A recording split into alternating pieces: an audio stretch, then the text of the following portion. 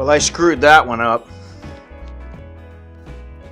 You know, it's supposed to play the next song, the next thing I got on my list, and it's not doing that, so plays the same song over again. Anyway, see if I can shut this thing off. Hello again, everybody. Welcome. I'm Scott, in case you don't know.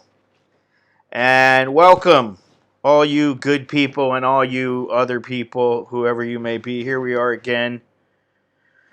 Yet another day on the inside. I contemplated sitting outside, doing my thing, just in my front garage area, the carport.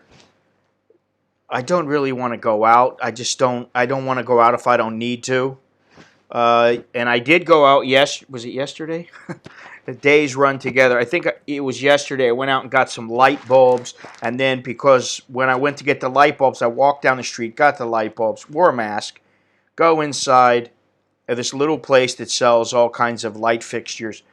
Got the light bulbs, and then there was a little grocery store, a little mini market. I think it's like a Big C or Tesco Lotus, Mini Lotus or whatever, something like that. And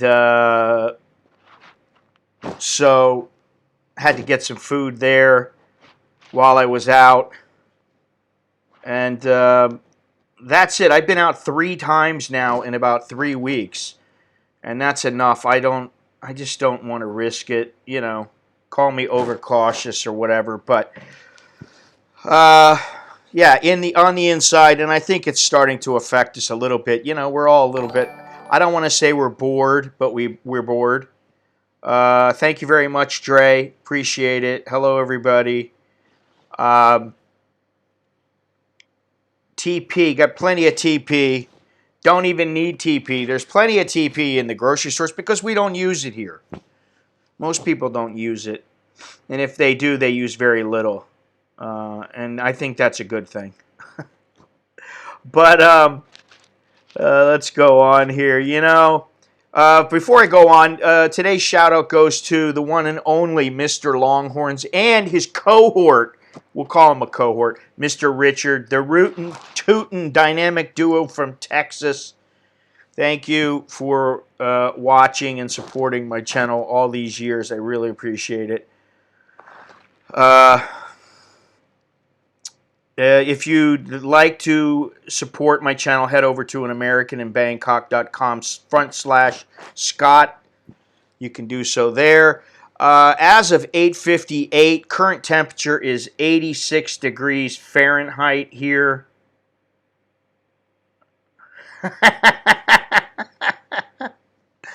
Oh, don't make me laugh. High of 95, low of 83. Feels like 100 degrees already. It's only about 9 o'clock and it's 100. Feels like 100. Chance of rain 0. Humidity 72%. And I gotta say, what people don't remember, what people are forgetting right now, is that Thailand is in the middle of their worst drought in many, many years. And this, although it hasn't become a problem yet, I suspect that the Songkran Festival being canceled is a good thing. But, you know, this is something that the country has to think about. And also, if things don't get better in the next couple of months, who knows what's going to happen with this shortage. I don't know, you know. I don't know what it's going to mean, but it can't be good. Winds south-southeast, 8 miles an hour. Can we just get some good news? Visibility 6 miles an hour. UV index 4. Air quality index 55, which is moderate. Still not great. Now, here's some good news, at least for those who are getting dollars and changing them into Thai baht.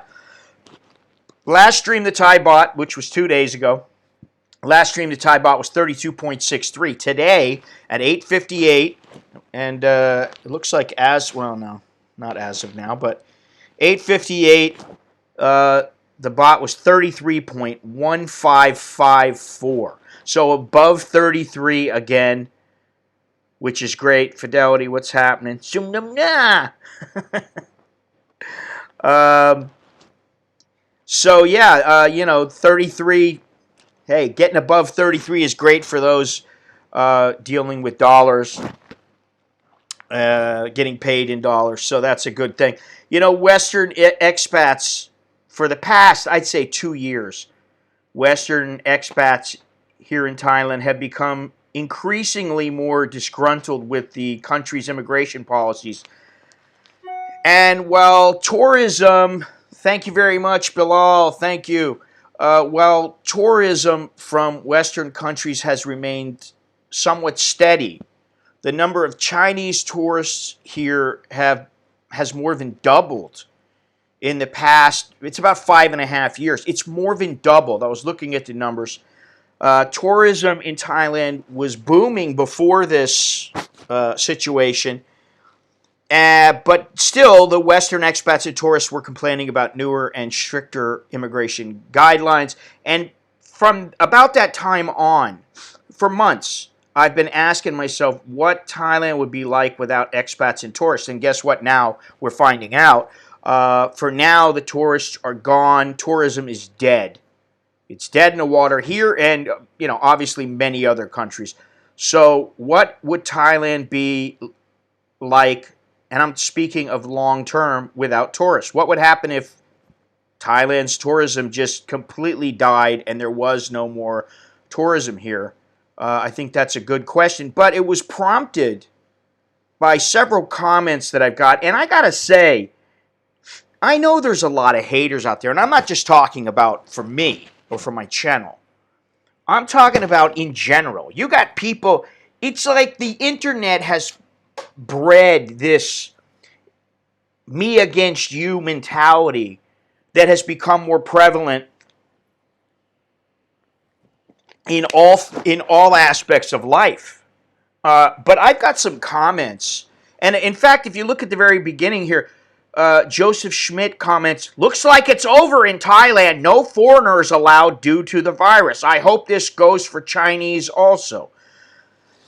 I'd say that that's a lack of, I don't want to say knowledge. I think it's just people don't know what's happening. They can't keep up with everything. That's another thing.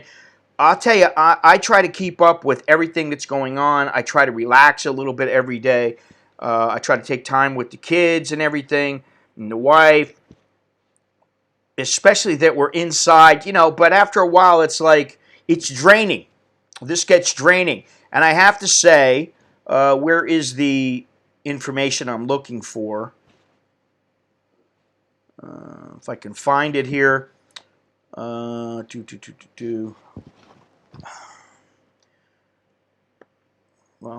maybe I'm going to have to bring this up here.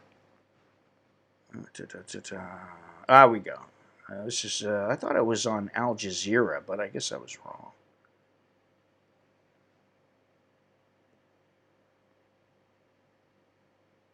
Thailand without tourists would not be Thailand. I'm sorry, I disagree. Disagree. I'm trying to find this. Let's see here. Here we go. Yeah, this is it. Okay. Now, right now, Thailand,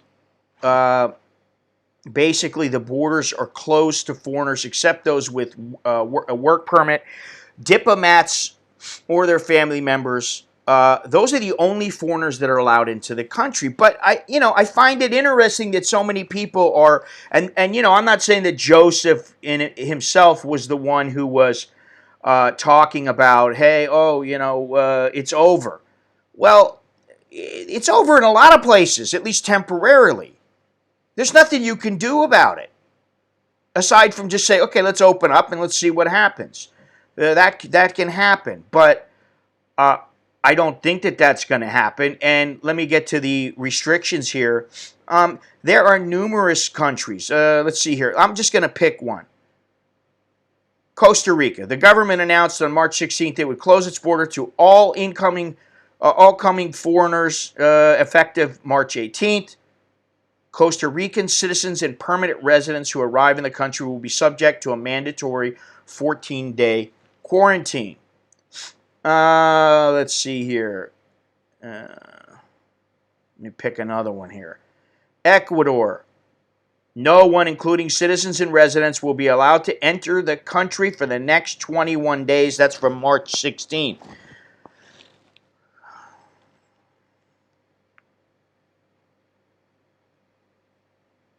Where are we at here?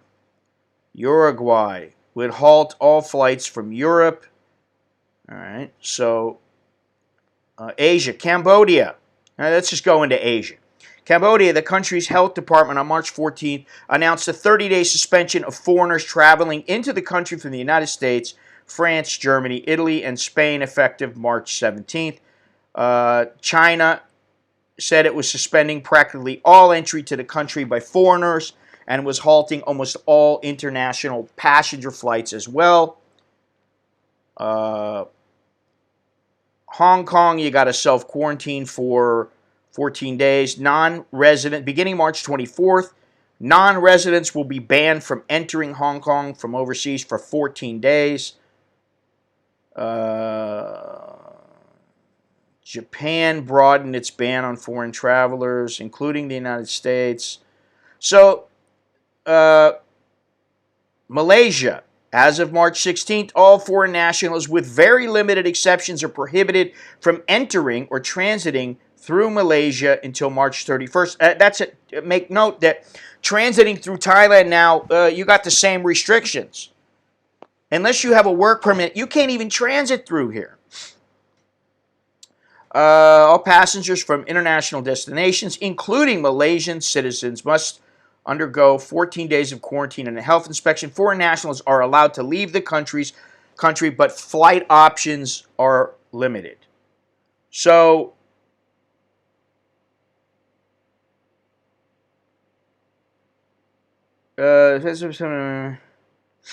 wow, villages run out of bottled water. Huh. First things are...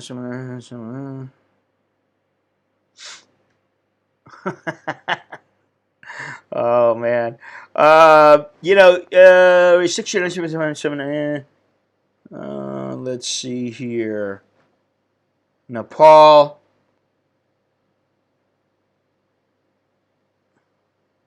Country has stopped issuing on-arrival visas to foreigners from March 14th through April 30th.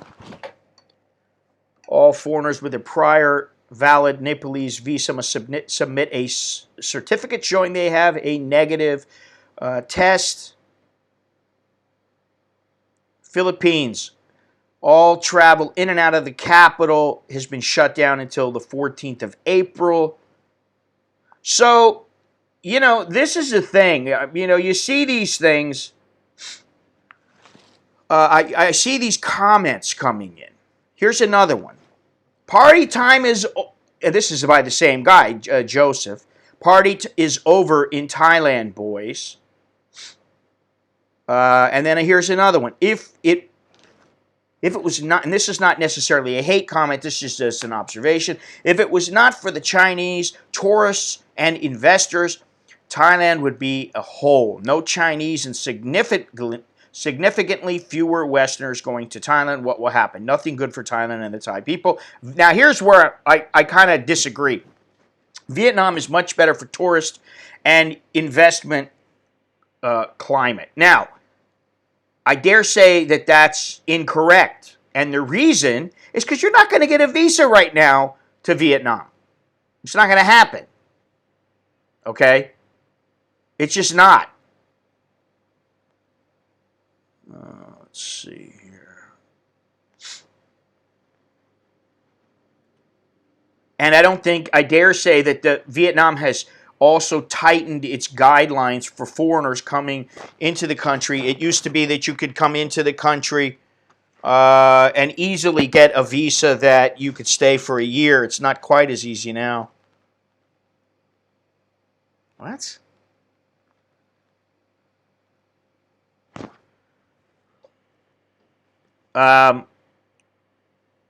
So let's move on here. You know, some of these comments,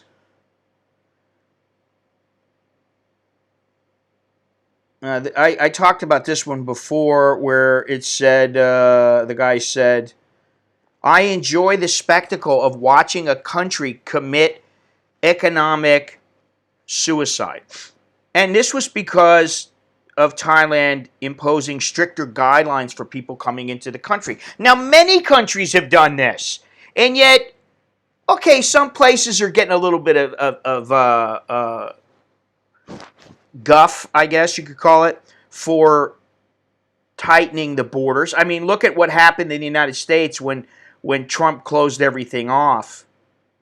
Everything is shut down. I think it's going to be a while before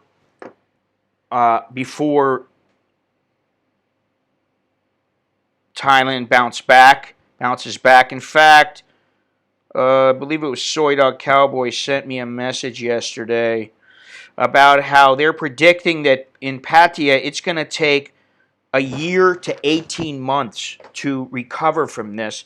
And my thinking is that a lot of these people don't have, a lot of these bar owners, they're not making a huge amount of money, at least the majority of them. Some of them are.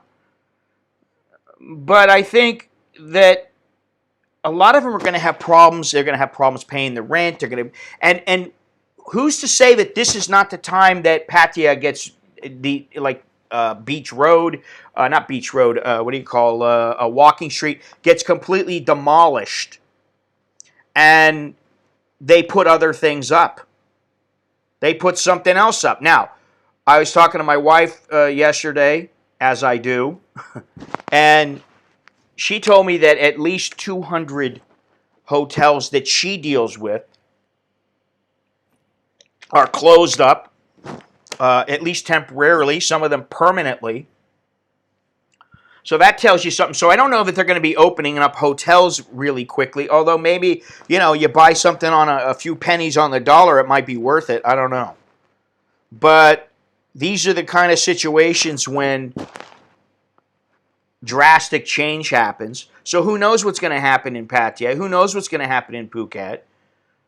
I think that some of these bars are going to be, they're going to go extinct. They're going to go out of business. And it's just quite that simple.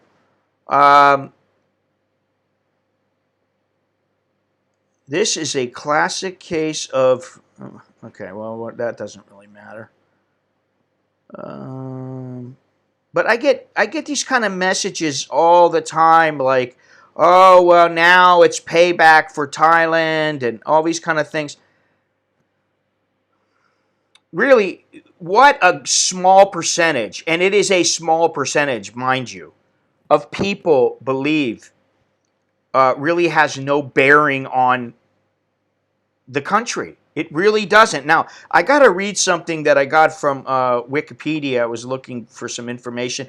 I didn't know this, but I wasn't sure about it, really. But there was no organized tourist industry in Thailand until the late 1950s, and there were only under 1,000 tourist standard rooms in the country for 40,000 visitors a year. And then they formed the first tourism authority, and in Don Mueang Airport, they completed a runway to accommodate jet aircraft. Now, that's about 60 years ago. That's really a blip in time.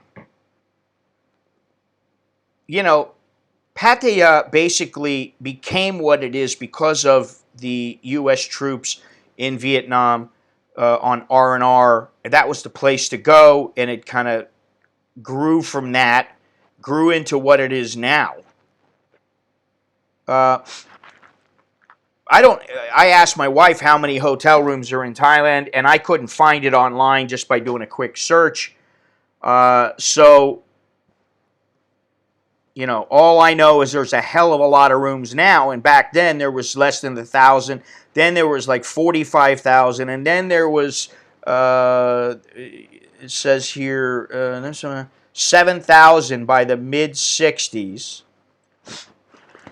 And I don't know if any of you know, but in the old days, the areas that were the uh, the areas where people went for sex, the red light districts, were concentrated in Klong Toei around the pier and also New Petchbury Road. That's where all the massage parlors and bars and little clubs, brothels and that kind of stuff. And then what happened was when the soldiers left, they kind of repackaged it and made it a little more civilian friendly. And tourism has grown from then. But there every once in a while I get these messages from people. They're almost giddy that Thailand is shut down and that they're suffering because of this tourist industry. So it's kind of like it's just the same as any other country. You If you're giddy about it, if you're so happy about this happening, what is this? I don't know what it is, but I guess my postal service that I use sent me a message. They are still, looks like they're still operating, but it costs 99 baht to get your pickup and to get things picked up. So that's good, though, that you can still send things out, because there are some things that I need to mail out. But, I don't get the hatred because, every country has it, but for some reason, Thailand is very divisive. Most people like Thailand or love Thailand. Some people hate it, and we know a couple here, people who have been following this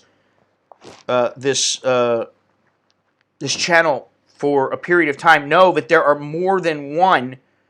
There have been more than one person. There has been more than one person. Jesus. That has bitched and moaned and complained about the guidelines, and they didn't want to follow them. And listen, I understand sometimes you don't like stuff. I don't particularly like how they do things in the United States sometimes. Doesn't mean that you have to hate it. You can, what I've said for a long time, and I try to be very clear about this. While I like Thailand very much, there are some things that I don't like about it. It's not perfect. It's not a utopia. It's not a perfect place. Simple as that.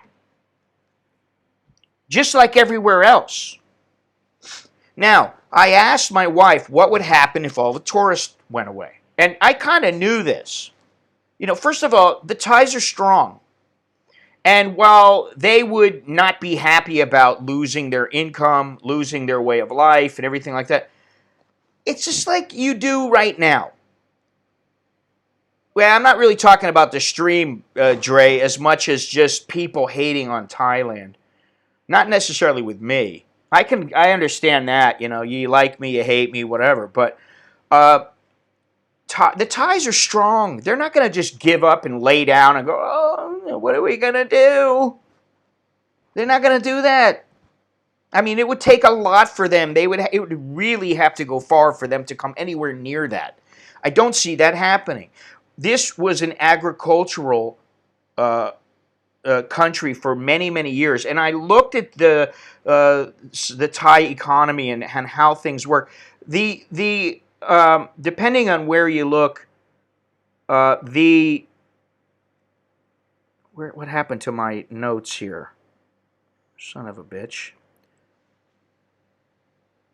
Tourism makes up somewhere around 17.5% to 20% of the gross of the GDP. Okay?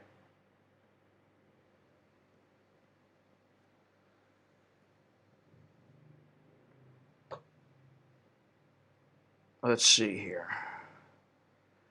And that may sound like a lot, okay?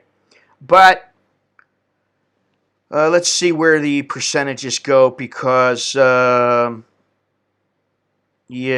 let's see here.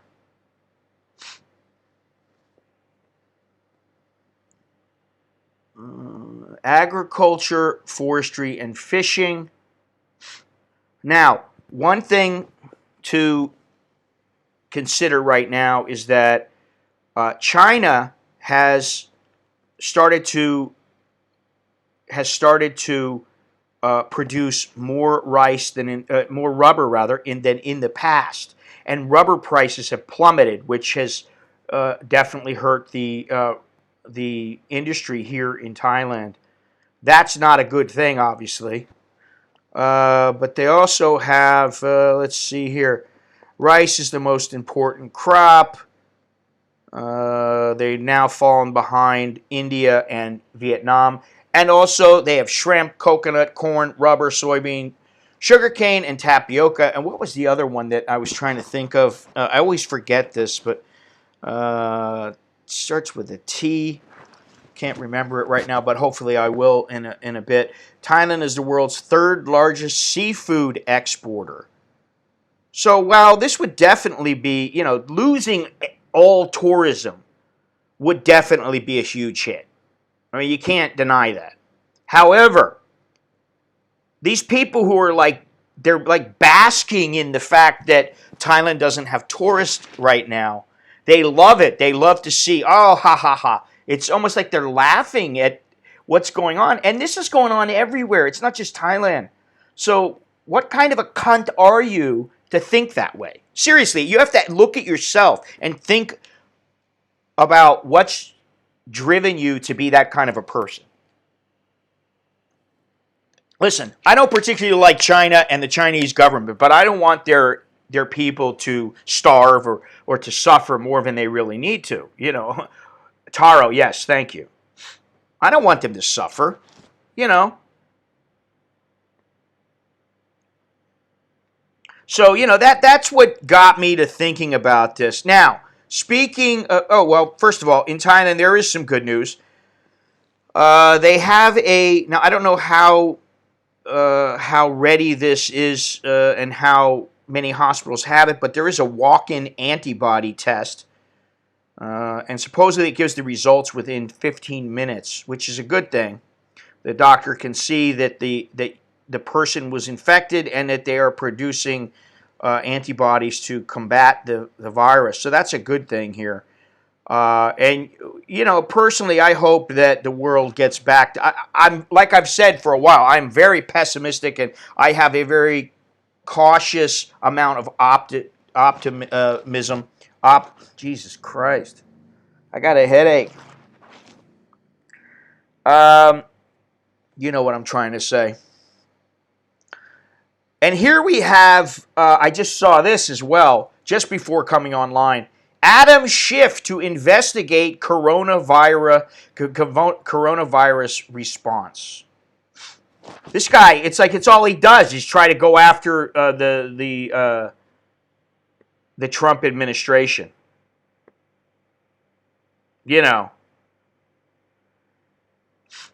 Well, I think there are quite a few Chinese that have thought about overthrowing the government. I just think that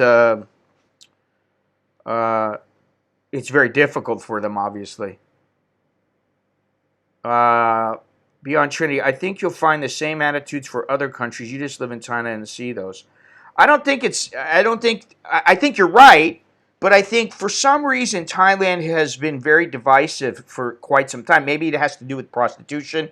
I don't know. Maybe it has to do with the fact that men love to come to Thailand because they want to get laid and it's very easy, and then they think things, that may or may not be true. There's all kinds of things, misconceptions. Where's this other comment that I was looking for? This guy's constantly, he's constantly giving me comments, and every damn one of them is negative.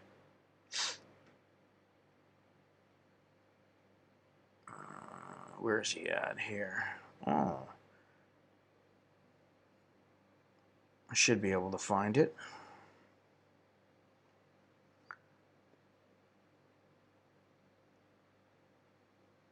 Okay, here we go. Who's the guy? If you cut off their money supply, watch their attitudes get back to normal. The more you feed the beast, the worse it will get. Now, this comes from a guy who he felt the need, even though I told him he probably shouldn't do this. He decided he needed to pay his girl. And I was like, you haven't been here that long. You don't speak the language. And yet, because you want a girl so bad, you're going to start paying her every month. Okay, as long as you know she's on the payroll, that's what it is. It's not a love affair. It's a business deal. That's no problem. But I have a feeling that many people, they tend to think that it's much more. Thailand will collapse without prostitution. I disagree.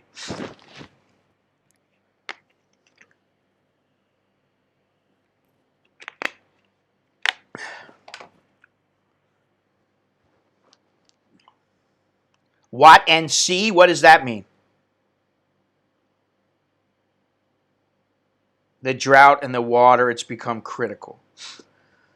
The drought is very important, of course, and a lot of people, they're not thinking about that right now. I will say that when looking outside, and when I went outside, there were far more people wearing masks. Oh, wait a minute. What is this? You got a tumor?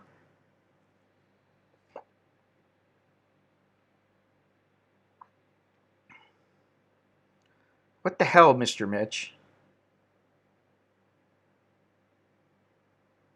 Well, tell us about it. That's not a good thing, obviously. We need some good news, Mr. Mitch. Is there any good news attached with that? Like it's not that bad, they'll be able to take care of it, or what's going on?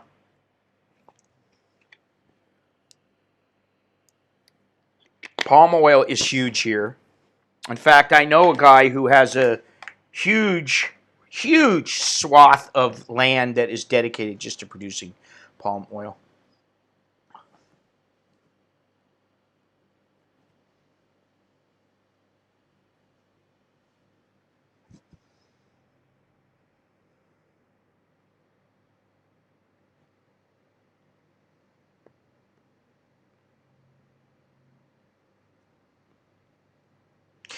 To be completely, yep, it's back. 2.2 centimeters. Jesus Christ, dude. Between you and the guy Tim, you guys are always having some kind of issue. That's terrible. Hopefully they can take care of it. I mean, you've had a bad 2019, and 2020 doesn't look to be much better. So hopefully it will get better.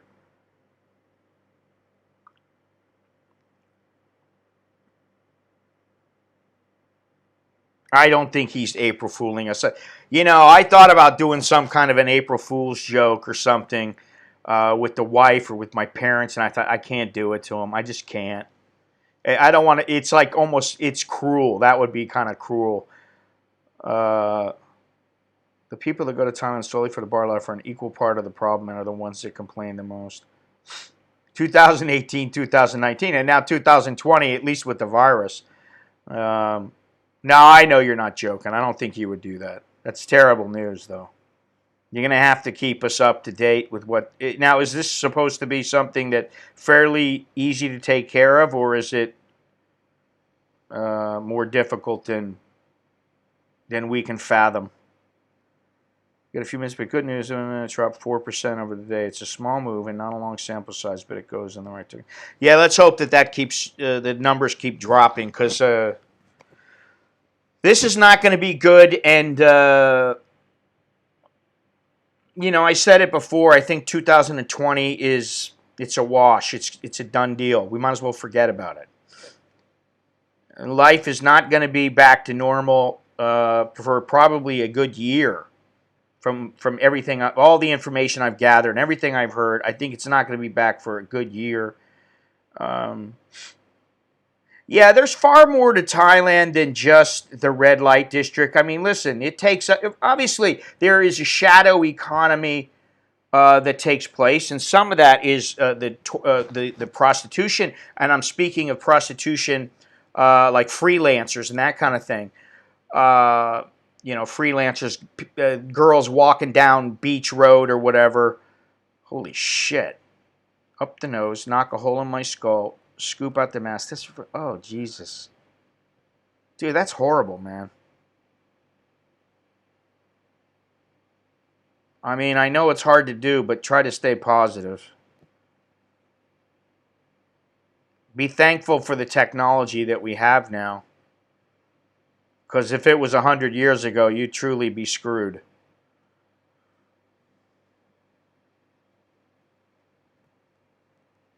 Patch it up. Just knock a hole in my skull and patch it up. Yeah, I can imagine how it sucks. I don't particularly like having little medical issues, and I have a few. And so I can only imagine something like that. I was worried a little while ago about something that's going on with me, but anytime you have a medical issue, and now with what's going on right now, now's not the best time to have a surgery. I mean, I don't know how stretched the hospitals are in your area, but oh Jesus Christ! Listen, buddy, you got 20% of the economy has to do with tourism. Only a small portion, far less people are involved in the actual day-to-day prostitution that are making money regularly and contributing to the economy than the actual tourist industry. So I think that to say there's going to be prostitution no matter what, whether the places are open or not. So there's still going to be that shadow economy. So while the bars will shut down, and like I've said to a few people, I believe that Pattaya there's going to be some major problems for the people on Walking Street and Beach Road and in Pattaya. But I think that they'll come back, whether it's in this industry, the nightlife industry, we'll say, or any other industry, they will come back. Because guess what? They don't have a choice. And here's the thing.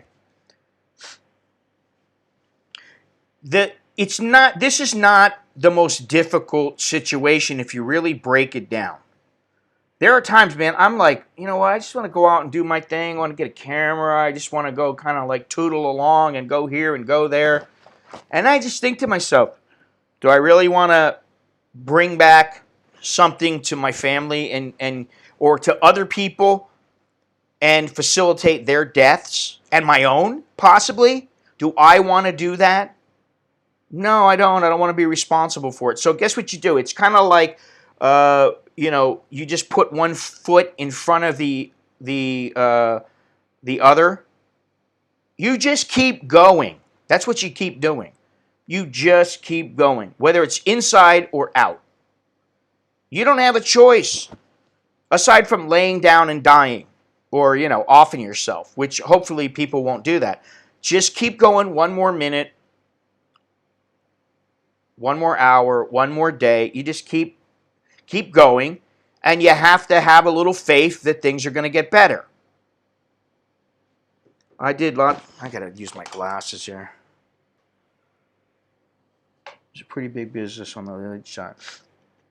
Yeah, I mean, dude, I understand you are bringing this subject up because it is a subject that is associated with Thailand. Yeah, I mean, I've often said, well, if I was in, oh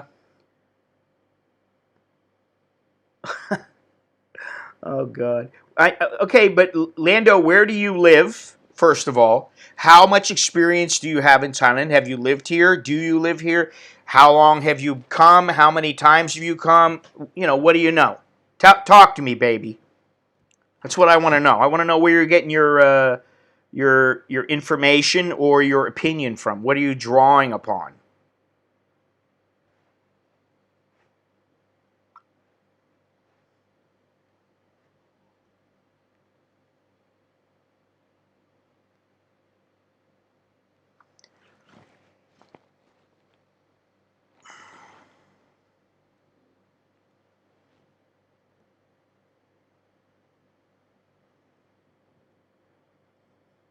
take his numbers and have them. Oh, man.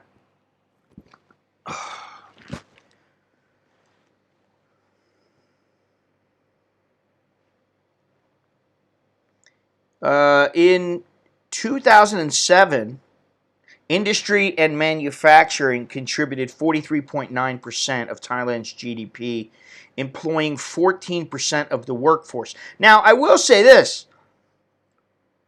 whether it is in the red light district, the jobs in the red light district, or any other jobs in Thailand, people are suffering here. They are suffering. Slowly but surely, they're being ground down, just like in the United States. People are, they got things they got to pay for. They got families to feed. Now there's the question of food supply in the United States, and I would say in Thailand as well.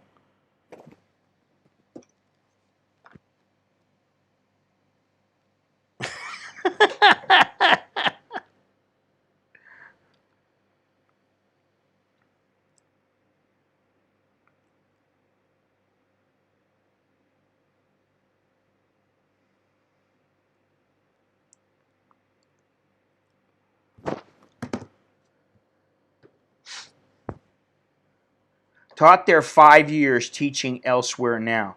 But yeah, some guy threw out it's only 10%. You were saying 90% of the, so you were saying 90% that go to Thailand.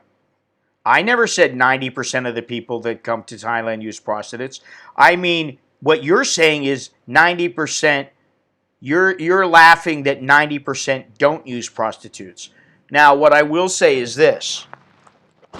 While many people, many men especially, come to Thailand for prostitution, no doubt, okay, that's not to say that they don't come and do a lot of tourism also.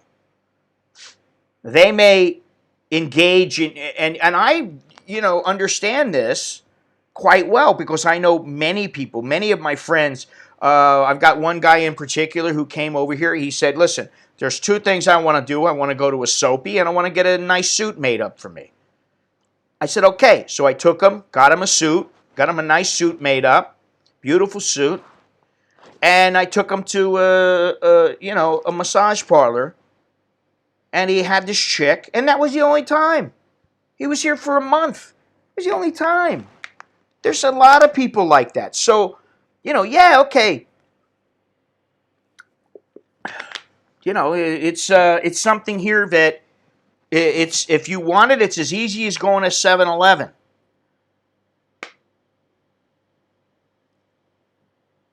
So, it's not that I disagree with the fact that people use prostitutes here. First of all, people use prostitutes everywhere in the world. Only here, they've made a business out of the nightlife scene and just saying, okay, well, if you want one, you just go right here and you get it, and it's a piece of cake. It's just like the stadium in Jakarta. It's just like in Manila. It's just many other places, except here, it seems to be much more developed and more, it's easier to take part in. So, to say that this place is going to be dead without sex tourism I think, is a huge stretch. I think you're dreaming. If you think that, Thailand's going to collapse. I think it's a reset for the entire world. Oh yeah, I mean, people now are going to, I've been, obviously I was talking about this the other day. People are going to they're going to stop with the whole, oh, let's go to China. A lot of people will stop, and China is going to suffer because of it. And you know what? I really don't care. Good, let them suffer. In that respect, I want them to suffer. Oh, listen, don't give me that shit, Lando. Normal Thais are thinking we can live without it. I think otherwise. Listen, dude, normal Thais, I hate to tell you this, a large percentage of normal Thai men are the ones who They are the ones who make up the majority of people who use prostitutes here. It's not the foreigners. They're the ones who are going to the soapies. I mean, really, think about it. A large percentage of the people going to soapies, they're Thais. They're not foreigners.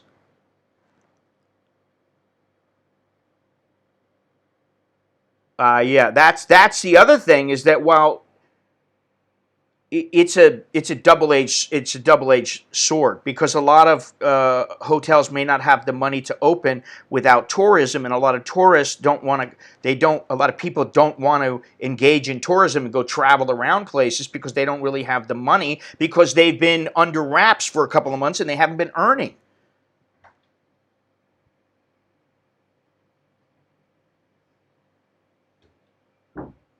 Yeah, for sure, John S.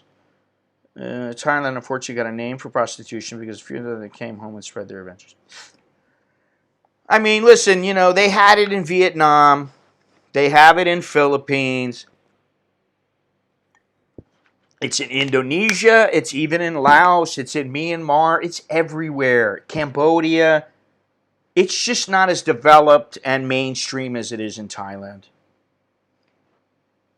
Yeah, this is the thing. Is everything is going to take time, and it's a matter. Uh,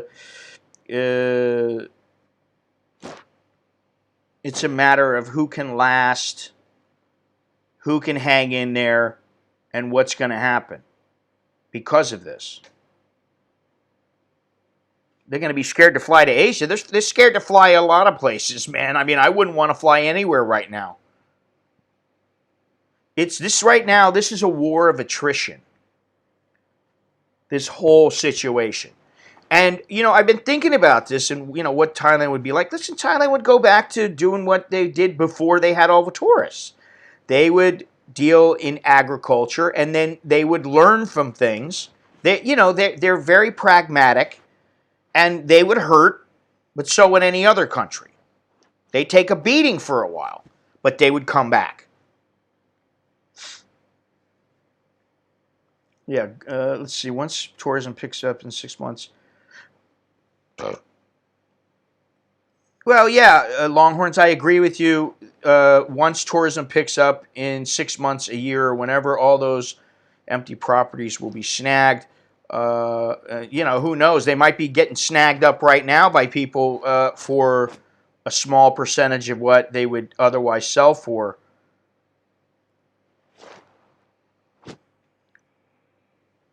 And definitely this is a reset for the planet. And this is a blip in time, like I've said before. This is just a small period of time relative to, the age of the Earth. But it's very necessary, and it shows. Hey, imagine if we were like this for 10 years, 20 years, 100 years. The Industrial Revolution made a lot of things possible, and the technological revolution has made many, many things possible. And obviously, there's a huge number of positives, but there's also some negatives. And right now, we're seeing that when you reset, at least environmentally, the things are a little bit better.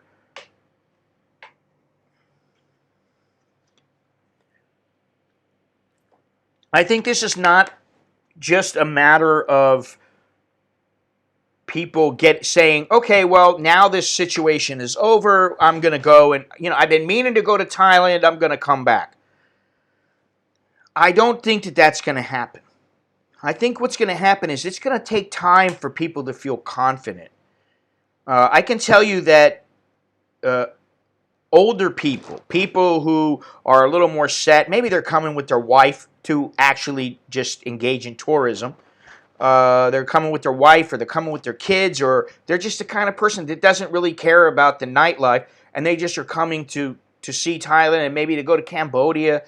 A lot of these people are not going to rush out and jump on a plane right away just because people say, oh, it's safe now. They're going to want to see, is it really safe now?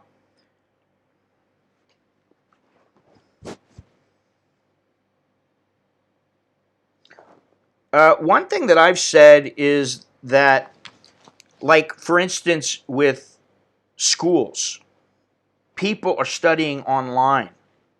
Imagine how much money this would save long term if you did the majority of schooling at home online in fuel costs, not to mention travel time. I don't foresee that happening at least 100%. I don't see them just saying, okay, from now on, this is what we're going to do. But imagine how much that would save around the world. Huge amounts of money. But some interaction is necessary, and I think that's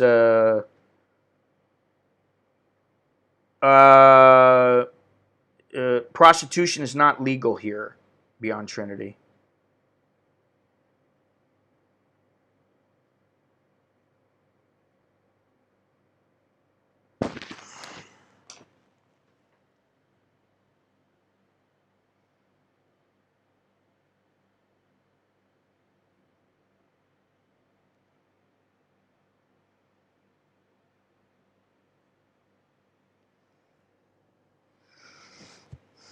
Well, that's the other thing. They could, they could have little satellite schools. Um, when I was a kid, I used to read Isaac Asimov. I don't remember what I read, but I remember reading him and Ray Bradbury. No, he hasn't given you this. He just based it, at least from what I understand, he based it upon his 5 years of teaching here, which 5 years here is enough to start to know some things. I dare say he's only begun to scratch the surface, though. I mean, I've been here a long time, and I'm at the point now where I don't know exactly what's going on with all the visa information and all the prices of the girls and the nightlife and this. I don't know all these things because I'm not hanging out in those areas, and quite frankly, I don't want to. I don't want to know all this information. I got too much in my head already, you know. But I do know how I can easily find out very quickly. It's either with a phone call or online or whatever. But I got enough connections now from over the years where it's pretty easy to find things out. I don't agree with his assessment, and I think even without tourism, uh, Thailand would be fine, but it would take time to get to where they are, back to where they what their goal was. And their goal by 1930 was 2030. Sorry, they had a goal for tourism and where they wanted their country to go. And yeah, but Fred, I gotta say, you are so negative about Thailand. I don't know why you're still here.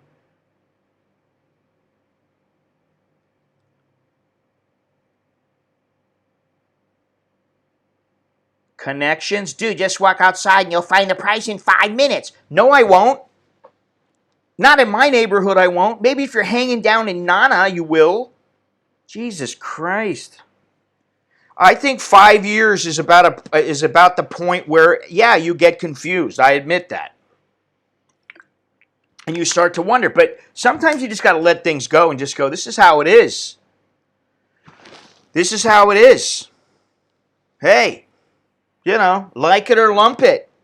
You don't like everything about the United States. So, and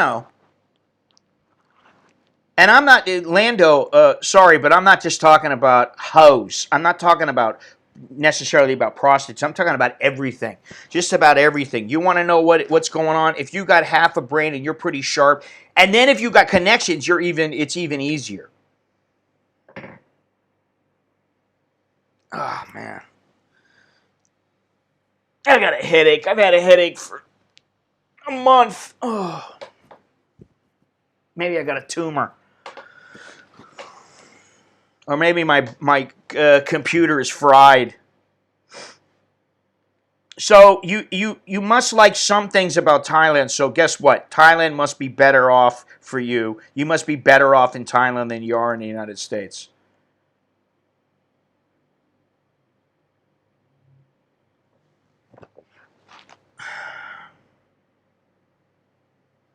I'm going to let you guys have it out for a minute.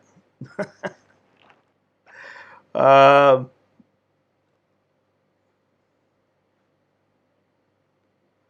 not going to get into that.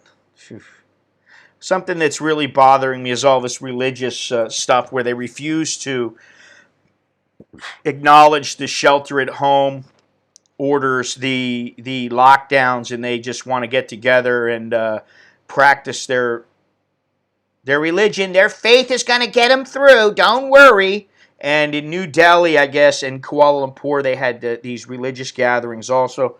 8,000 people in New Delhi. And then, of course, the Florida guy got arrested. It's just ridiculous what's going on here. Under another someone ask me if anything. If you think I'm fake, ask me anything. I can answer. If you think I'm faking, I lived into. I don't think you're faking. I just think that you're misguided with your statement that without prostitution, Thailand is nothing.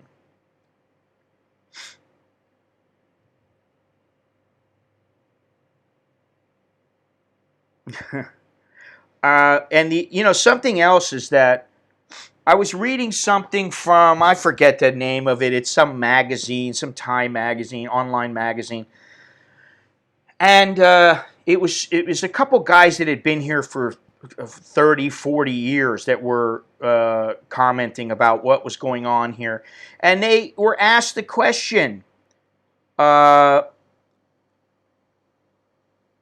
They were asked the question, is Thailand better now than it was in the past? And my statement is always, no, it's not.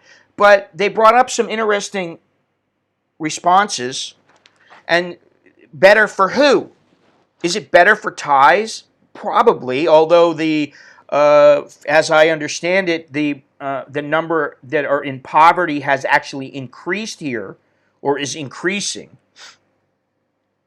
But when it comes to what it used to be like as far as the demeanor of Thai people, the prices of the girls, or just the girls in general, the women in general, and how they were and how much differently they were, they acted to people as now or even a few years ago. And most of them agreed that when it comes to for men visiting the country or living in the country, it was far better for them because of the difference in the Thais. Now the Thais are modernized. They know, hey, things, they understand what they can have. And this is the thing. I don't know how long ago you taught, Lando, but they don't hate the Chinese. That's just bullshit. They love their money. They don't like some of the actions of the Chinese, and they know they can be rude and obnoxious. But part of the entire country is Chinese. There's a huge number of Chinese Thais. So some of their families are back in China. They're in China now. I know one guy in particular. Guy's filthy rich. Filthy rich. Every month he buys a stack of gold, this guy. Okay? He's exactly what I'm talking about. Thai Chinese. Family back in China. They don't hate the Chinese, but they hate some of the Chinese who come here as tourists and who disrespect their country. So I think you need to be a little more specific, Lando. Lando, you make some broad statements, and personally, I think for the most part, you're full of shit. I don't think you're lying about being here or anything like that, or teaching or whatever. But I mean, really, to say that they hate Chinese, they don't hate Chinese. In fact, when I talked to my wife about it, and this is a year ago or so, she said, what are you talking about? They spend more money than foreigners do, than Westerners do. They spend more money.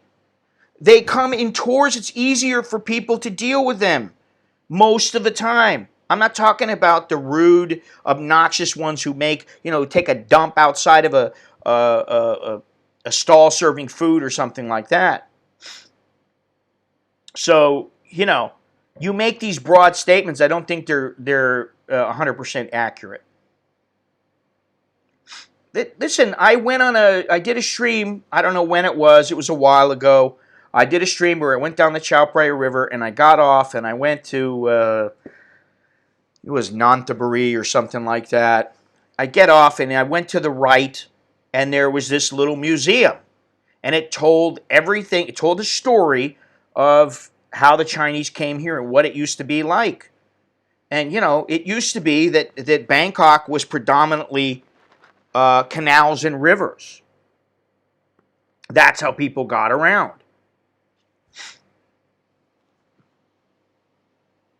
Like, now you're changing from hate to like. Well, I need a stretch. Oh, I don't know if you could hear that, but whew.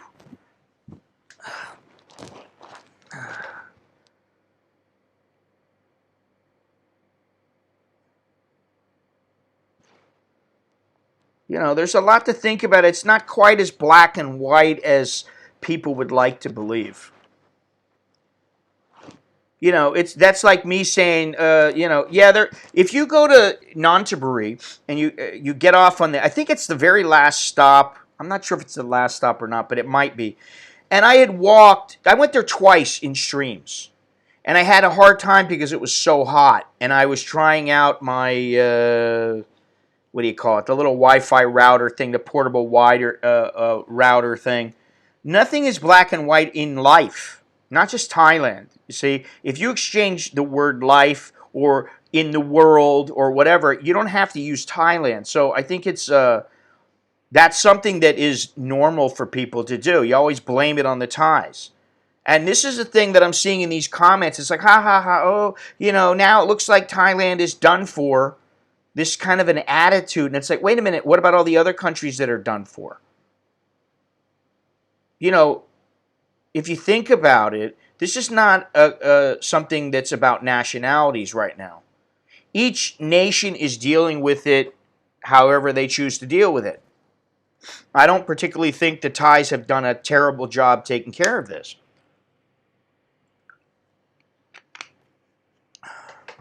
Well, there's also talk about the automatic overstay. That still hasn't been decided upon. And I understand that's a big problem, and I don't think it's right. But the thing is that they're keeping the country open. There are flights out. It's just a matter of, well, do you really want to take that flight, and how much does it cost? Yeah, I mean, nobody's talking about that. What about Vegas? I mean, come on. Vegas could be destroyed from this. And you could say, oh, well, they've got millions and millions of dollars, and oh, they'll stay afloat. Not if people don't want to go there and people don't want to get next to each other. I mean, I personally don't really want to be sitting next to somebody right now, and I may not want to in the next couple of months. I don't know, did they pass that yet? I don't know that they passed that.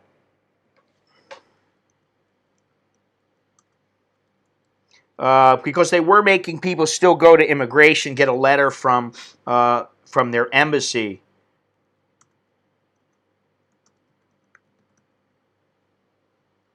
And I don't know, I saw that they were talking about giving automatic. It says proposes extending tourist visas until June 30th. But propose and actually passing that is a different story.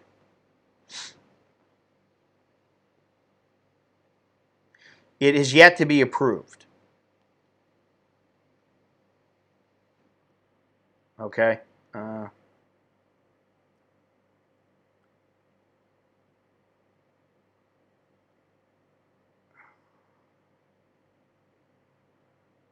Yeah, Macau, definitely. You see that the number of protests in Hong Kong has is dropped dramatically. And how are people going to get in who are journalists from other countries if they're not letting people get in? Uh,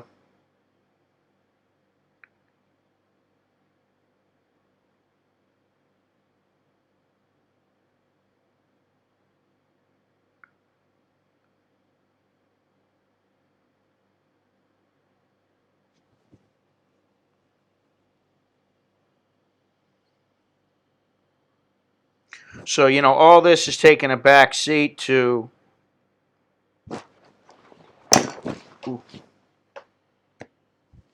One time, someone they just ignored the letter and gave me a 90-day extension on a VOA. Can't protest too well with social distancing. That's the other thing. Do you really want to protest when you're supposed to be distancing yourself from people? And, you could still go on the SkyTrain and the subway here. I know that they did close it in Hong Kong, at least portions of it, but why would you want to? Really, why would you want to? Now, I got to say that on Sunday, there were 35,030 deaths from this virus. Now, on Tuesday, I went on and I said it went up about 3,000 to just over 38,000, something like 38,100. Right now that was Tuesday. Now it's went up another 9,000 people. 9,000 more have died from this in 2 days. I don't have all the. They haven't updated everything at the moment.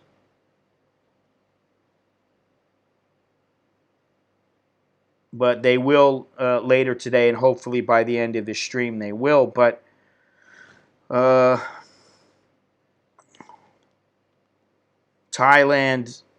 had is up to 1,771 total cases, 12 deaths. 2 people died yesterday, and I'm just I don't know, if the tests, these antibody tests, are going to help and it'll stave things, stave off the this from exploding, or what's going to happen. I'm not obviously a medical professional, and I'm just guessing, but I would hope that it does. But I'm hoping this doesn't just explode here, because that would be devastating. What is this? That was an old man crack. If China thought he's feeling his bad PR, there. Oh, I mean, listen. I hate to say this, but China's reputation is about as far into the shit. It's not just going down the toilet. It's in the shit, in the tank, and it's so far down there, there's no way you'll ever find out what's true. I think they know what's going on, and, I just think they're full of it. They're full of it. I think the Philippines is another place that's going to have some scary numbers. I don't know how well the Filipinos are adhering to the, to staying away, the social distancing and staying inside and that kind of thing. I don't know if they're doing that. Maybe it hasn't been announced everywhere. Check out. Yeah, but this is the thing, Daniel. You can say that, but there's a vaccine for the flu. Okay? And this has not yet peaked. And over the years, I think that this has the potential, at least in the next couple of years, to kill far more people than the flu. And I hear all these people talking about, oh, this is going to be seasonal. This is going to... Says who? It's freaking hot as hell here. It's hot in Southeast Asia. The numbers are going up. They're not going down because it's hot. I'm sorry. If that happens, great. I hope I'm wrong about everything. You know, but the pessimistic side of me says you better be prepared. The optimistic side of me says I sure in the hell hope we get through this by, say, by the middle of May. They start saying, all right, we're going to start opening things up again. That would at least make consumer confidence and maybe business confidence to increase enough to where uh, you stop a lot of companies from firing people, laying people off, whatever you want to call it, suspending them, and things can start to slowly get back to normal.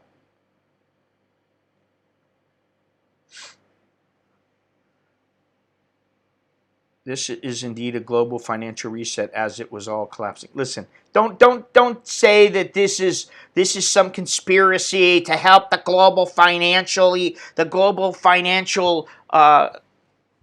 system to reset. That's horse shit. Seriously. Yeah. Hopefully there'll be a vaccine for this. The way that they're working on it, you would think something would happen from it.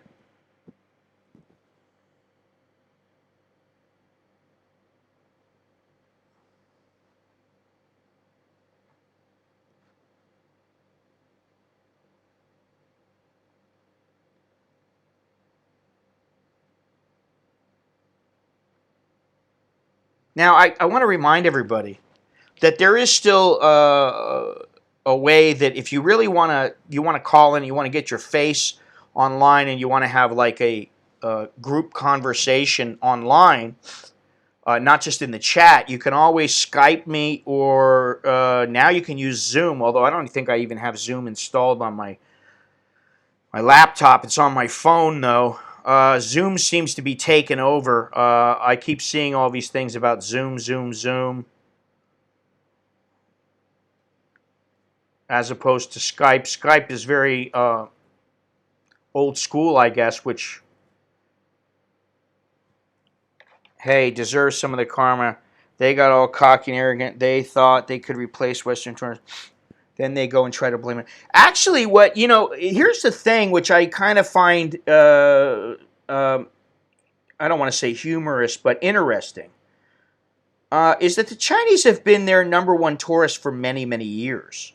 And I don't know that maybe people don't know this, because I didn't know. I thought that other nationalities were their main source of, other countries were their main tourists.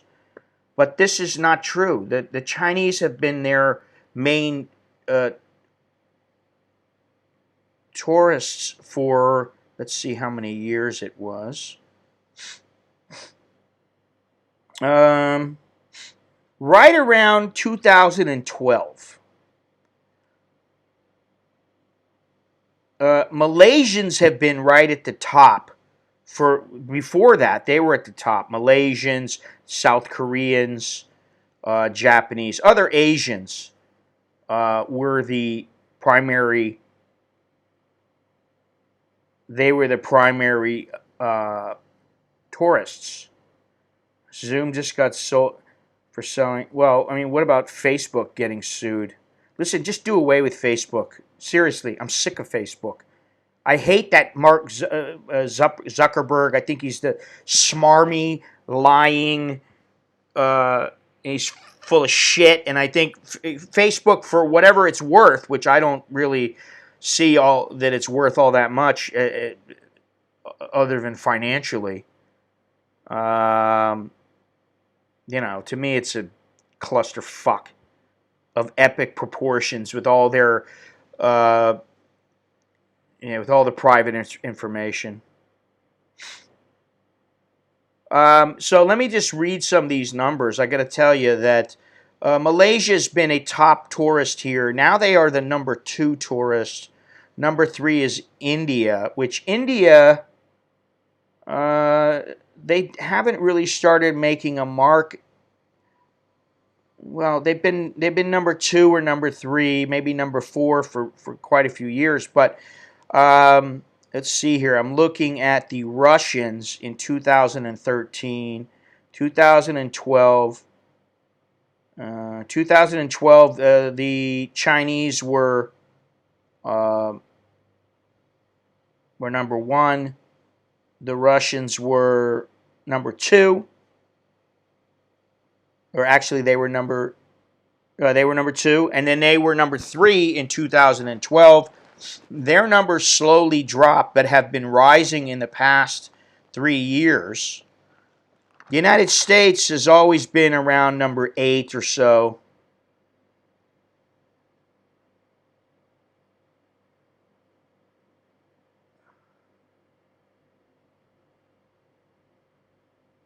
I couldn't yet.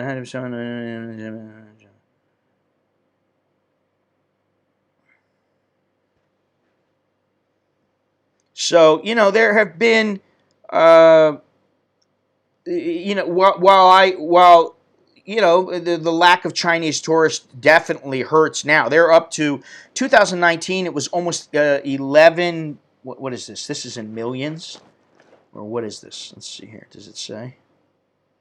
No, of course it doesn't. Oh, there we go. Okay. 10,626,000. Oh, no. 10,994,721, which is more than double Malaysians. So, yes, without China, they're taking a big hit. But some of the other groups, like Russians, to a much lesser extent, the United States, Americans from 2014 until now, the number has been rising.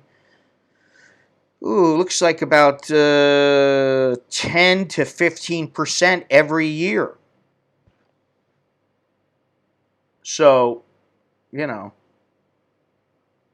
But the Chinese have been the number one tourist for many, many years. I mean, it's been 7 years now. But before that, it was Malaysians. And, now they've lost the Malaysian tourists because Malaysians aren't coming in here. They've closed their borders. You got the Laotians. They are becoming they're in South Korea and Laos and India. They're fairly close. Even Japan, fairly close. Then about 350,000 less is the Russians, and then another 300,000 less the United States. That's this past year.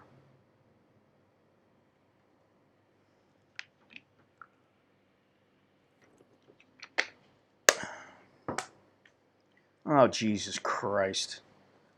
This is all part of a master plan to concern. Okay. I'm sorry, I just have a hard time believing everybody's in cahoots with each other and it's this big conspiracy theory. I just, show me the actual proof, and then I'll start believing it.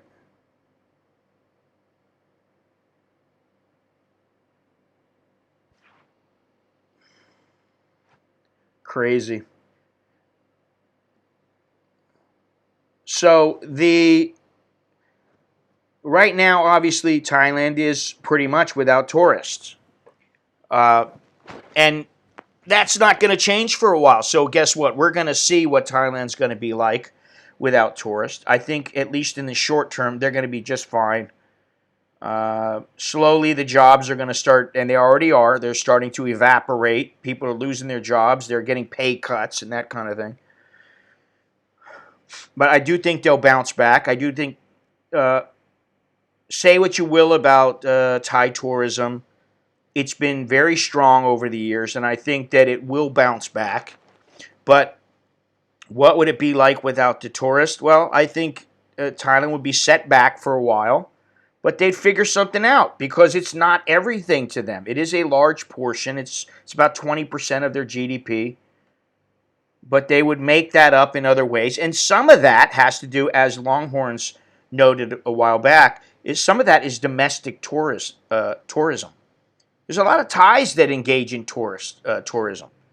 In fact, I constantly see people, not now, but I constantly saw people that I interact with on a regular basis. I'd see something on their Facebook or in their Instagram, and I'm like, man, where you at now? Like, they travel a lot. Every weekend, some of them.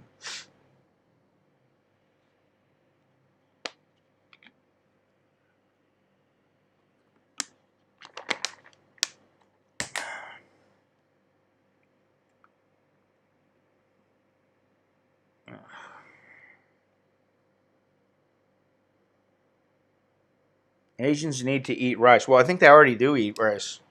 And you know what's so funny is that I'm not Asian and I eat rice. I don't have a problem with it. I eat rice, I eat pasta, and I try to limit it. But right now, I'm not in that position where I can limit it. We're trying to watch our food supply here.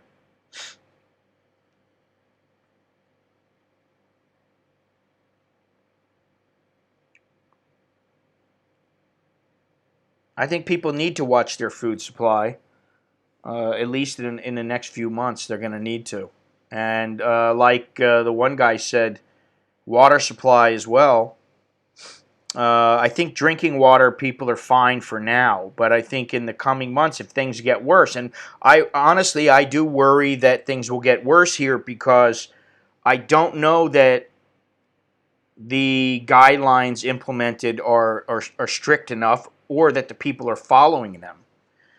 As much as I see more people wearing masks now, I did see a lot of people just hanging out, kind of doing their own thing, and not even. I mean, listen, there's one little spot, and I'm gonna, I've been meaning to. I was gonna let Alex edit this video for me, but he hasn't had time. And I went out and got some more foot. Ow, shit! Got some more footage yesterday. But what I see is lots of motorcycle taxis without masks on. Now, I don't know if they can't get them. They don't have the money for them. I don't know what it is. They don't think it's important. I really don't know because I haven't asked them and I don't feel like asking them. But I walked by, twice now I've walked by a group of about 5 or 6 moto taxi drivers. And none of them had masks on. And I constantly look out from my carport and see motorbike taxis driving up and down the street, and their customer has a mask on, but they don't have a mask on. So what good does that do?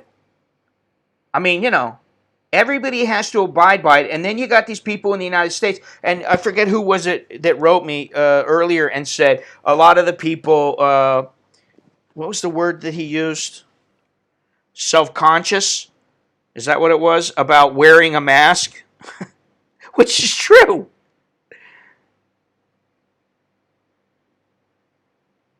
They are. A lot of people are.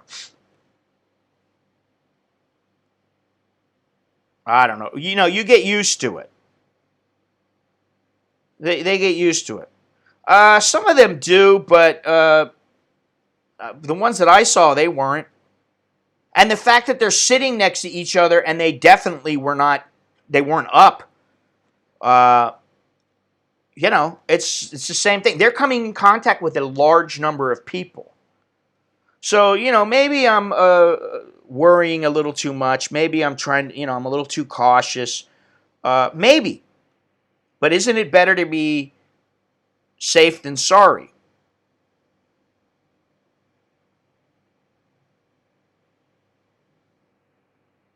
I mean, if you wanted to, I look at it kind of, I think I'm looking at it realistically. If you want to walk down the street and you're in the middle of the street or you're walking down the street and there's nobody around and you're not touching anything, I don't think you're going to get it. Now, I could be wrong. So you might be able to get it some other way. Who knows?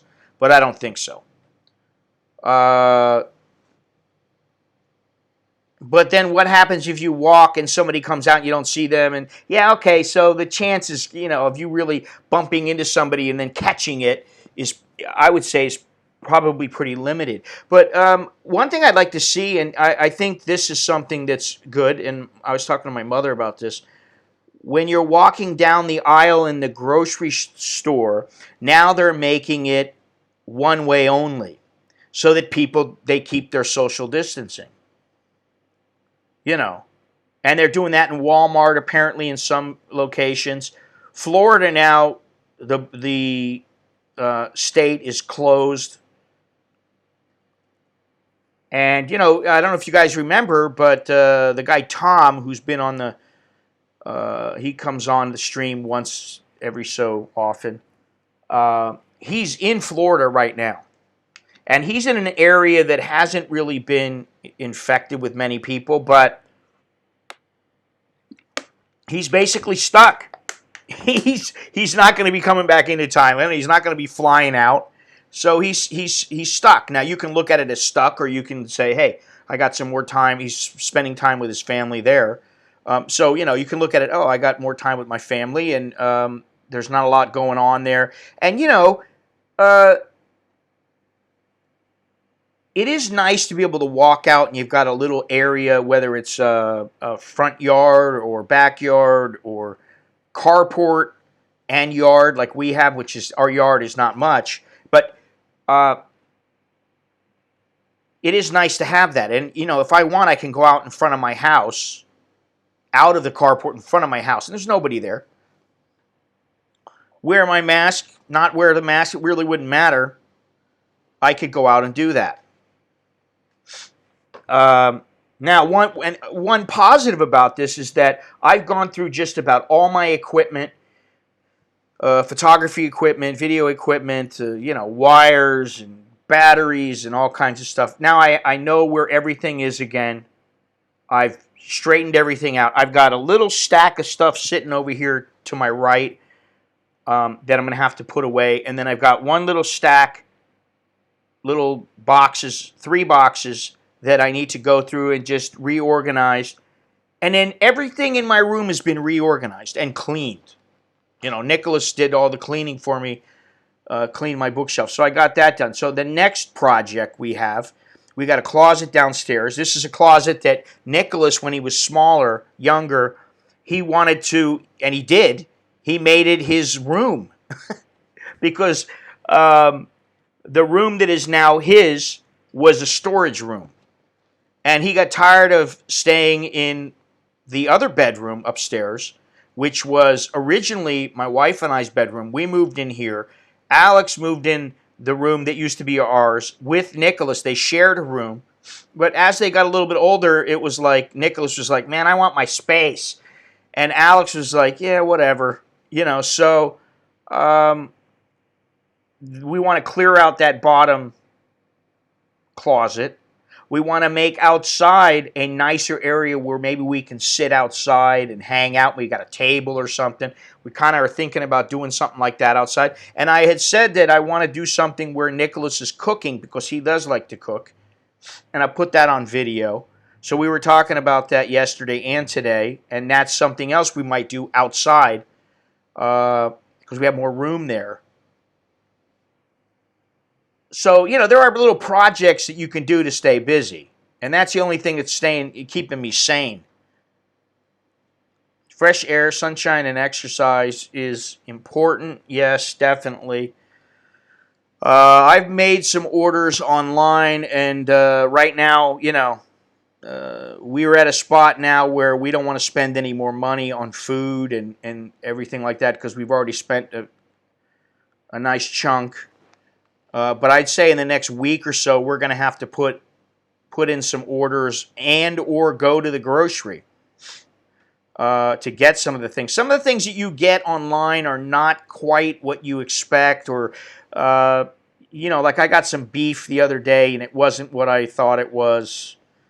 It wasn't really worth the money, but whatever. You live and learn.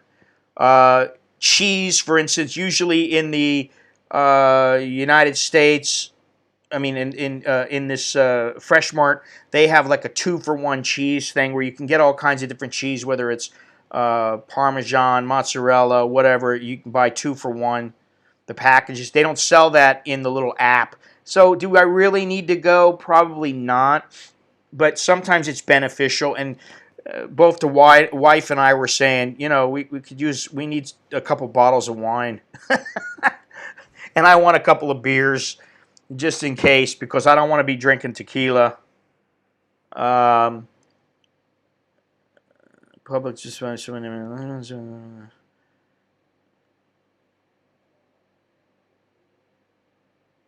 me tell you something. For those who think that toilet paper is the way to go, you don't know what you're missing. Using a bidet or the bum gun, whatever it might be, that's the way to go, man. I hate to tell you. I hate to burst your bubble. I know you grow up, hey, can I wipe my butt? I got enough toilet paper here. Yeah, okay, great. But I think it's very important that people know that.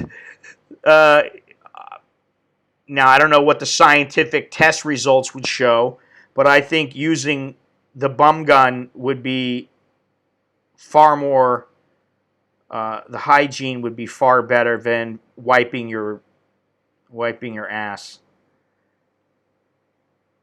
You use the neighbor's chihuahua. uh,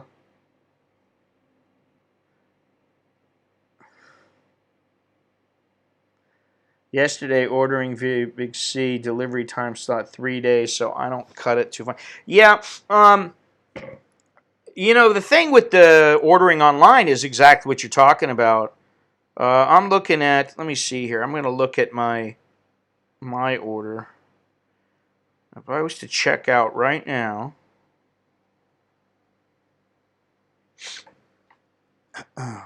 delivery time. Oh, thanks, Tom.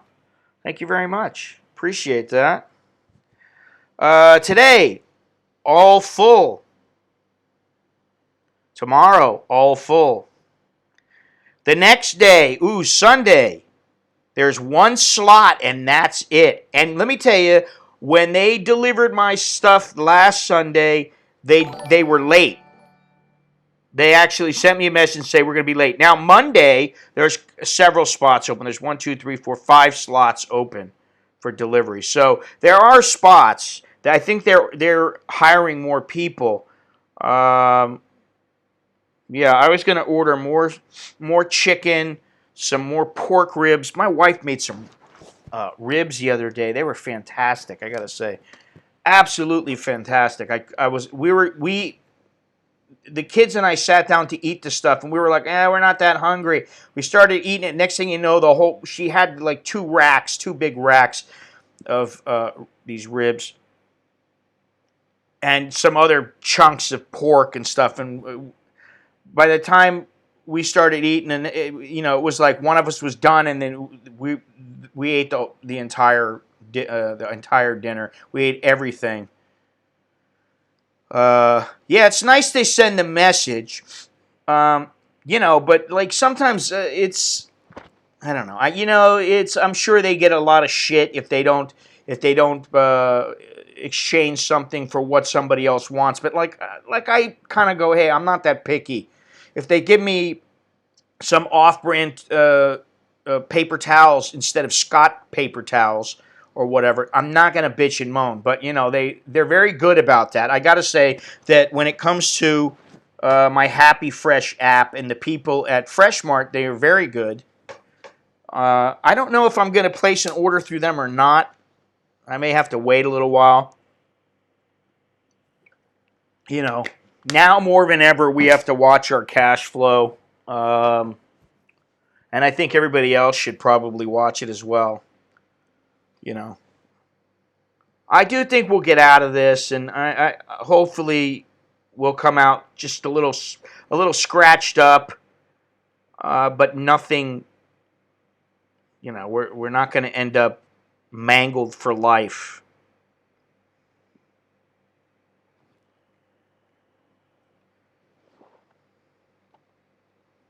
Now, what's the update? Let's see if there's an update on the numbers. I mean, every time I update this thing, more people have died, which I don't like looking at this thing very often. More than 5,100 people dead in the United States now. I don't know if Soy Dog is still listening, but hopefully New York and Carl They're in New York, and I know there's a couple others. The jiu-jitsu guy, jiu-jitsu. They're in New York, so New York is crazy. I don't know what that was. Thank you very much, Francisco. Appreciate it. I got paid last night. I put half into the market already. Yeah, well, I think long term you're going to probably do pretty well there, Longhorns. It's too bad you didn't have more money so that you could like dump a shitload in there, and then you'd end up being a rich man. But anything is better than nothing, My teacher's friends say the girls are giving 50% discounts now. Yeah, let me tell you something. I guarantee you. Correct me if I'm wrong. Anybody else here who knows that? Yes, thank you very much, Francisco. I appreciate it. I need to give you a shout out because you've been very good over the years as well. But for these guys who are going and they're actually paying to be with girls, right now, why would you be with some chick that you don't know? Why would you do that now? When you don't know where she's been, what she's done, what she's got. That's the thing. It's bad enough on a regular basis. Listen, people do it. You use a condom, you're fine, right? But now, I'm sorry. I don't think that it's the brightest move. Now, if you know the chick, she's some chick that you got in the little black book. That's a different story. Even that is a little bit dicey. And for them to give you a discount, well, listen, I understand you want to just give them a little cash to get them to go away. But, if you're really a player, you have 2 or 3 on the line, and you ain't paying them. They just want to be with you. That's good enough,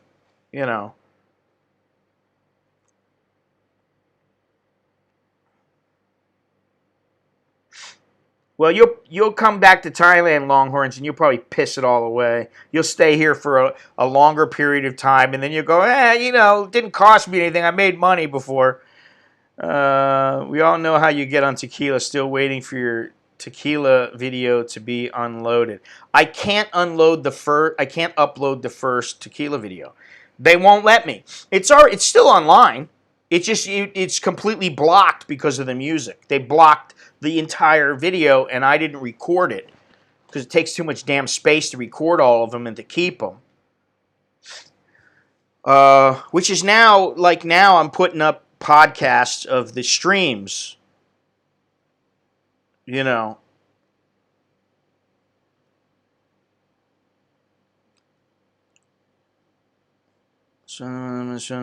thank you very much, Steve. Wow, that came up quick, man.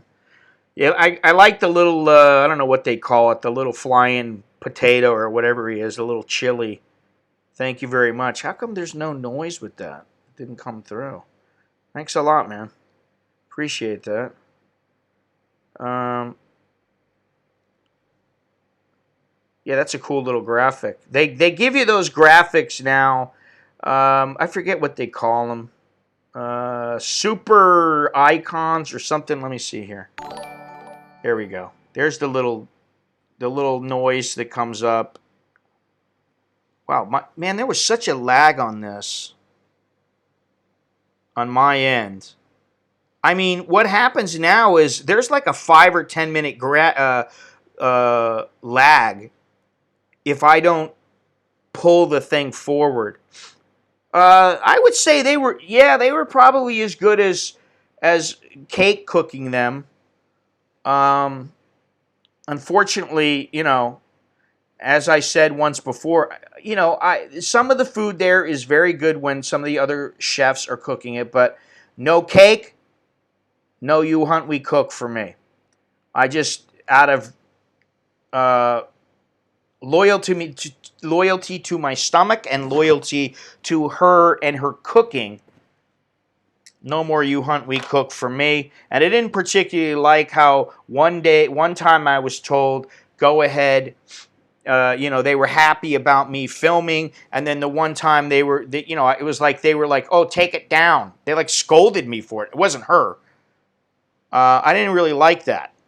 One minute it's we'll show you around, you can film whatever you want. Then it's like, no, don't film. We're scared our competition's gonna get all the information and use it against us. I'm like, yeah, okay, sure.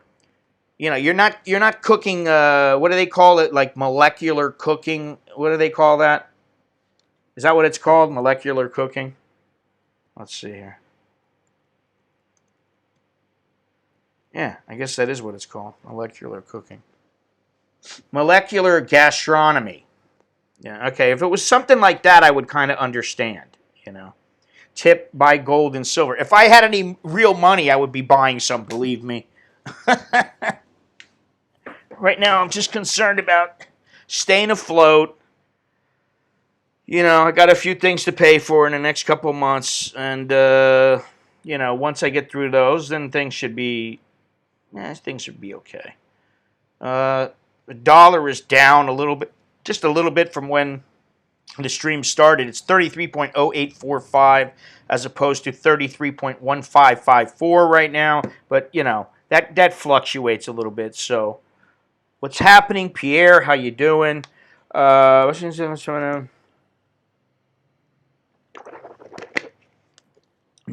what's going on?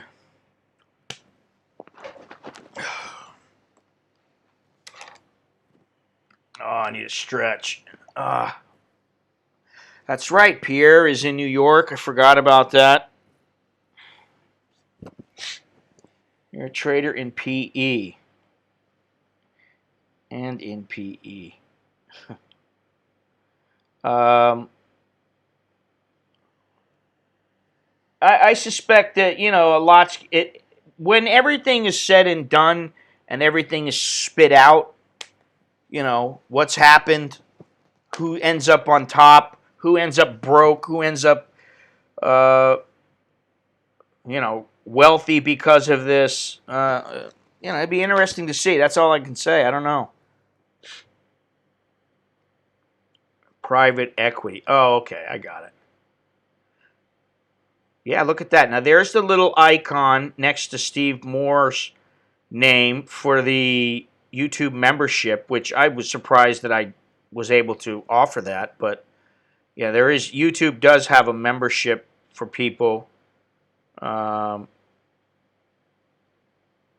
don't know why they don't do that for, like, just every channel. No beer sales after 6 p.m. That gives us a 1 hour window. The good thing is you can still order that stuff online. You can't get all the beer that you want online, but you can get you can get enough.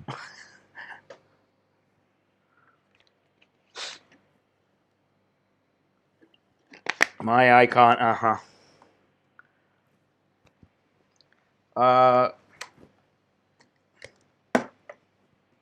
it'd be nice sometimes at night to have a nice glass of wine or a beer or, we were talking the other day, some gin, some vodka, whatever. It'd be nice to have that in the bar, but we're not really big drinkers. So, usually today I went to 3, and there were lots more, really. Wow. Now, I take it that has to do with what's going on right now? And are you able to stay protected?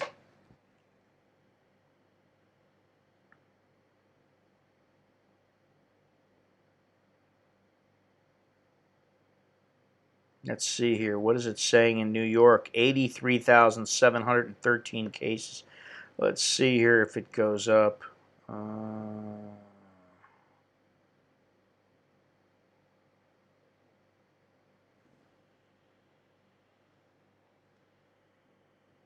This is pretty much, it's completely dominating the news. And,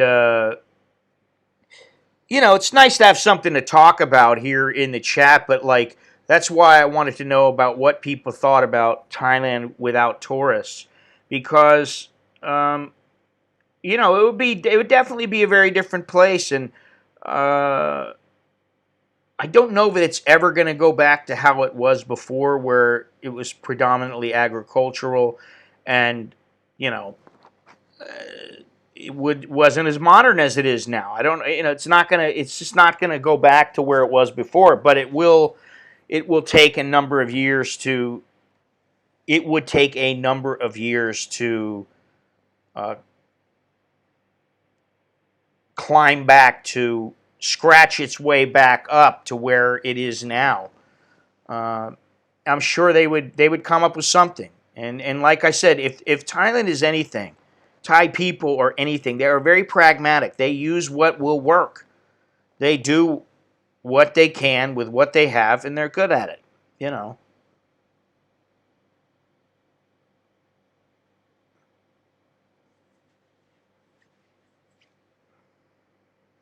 I don't know how important alcohol is. We're doing 7,000 jobs a day. We usually do 4,000. Holy shit.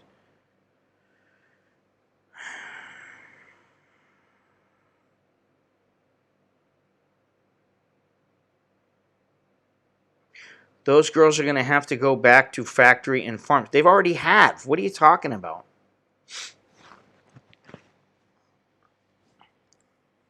Well, the one good thing about Thailand and its tourism that I think people forget about is they have a proven track record.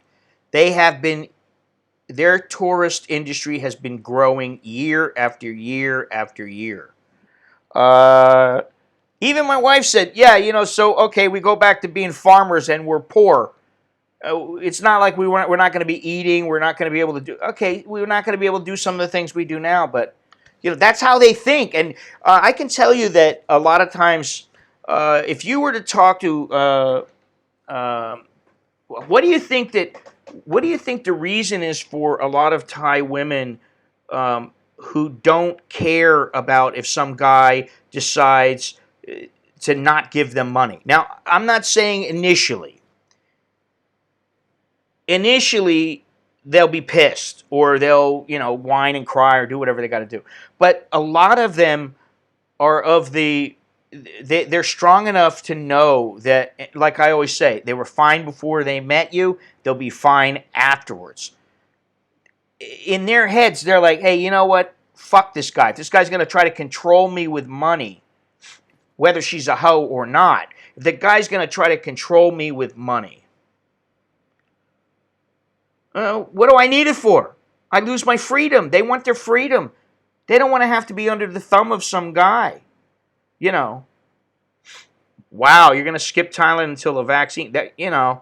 There's no guarantee that a vaccine is going to be made. Although, I don't know, with all the people that are working on it, I'd be a little surprised if it wasn't. It might be a couple of years, though.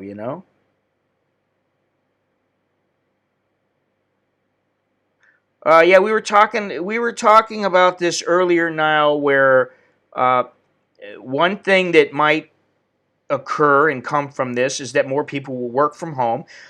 More students will study from home.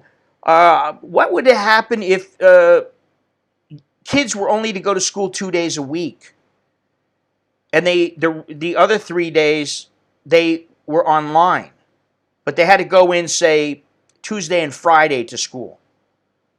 So they had some interaction, and so that things could be taken care of that needed to be taken care of. Um, I think this would save a huge amount of money. Now, I don't know, because I'm not an educator and I'm not an administrator, and I don't know. There's probably some things I'm not thinking about. But from a simple point of view of, there's less transportation going back and forth, less people, less kids having to go back and forth. Maybe it's the way to go. I don't know. What if you can find out if you have the antibodies for the virus? Yeah, that might be something. That might be a game changer. Yeah. And this is the other thing, and one of the reasons why I, I call my parents probably twice, maybe 3 times a week, at least twice. But one of the reasons that I'm doing so now is because I want to make sure, and they are very good about things. They don't really need me to do this, but I want to double check. I really want them to stay home so that they minimize their risk. You know,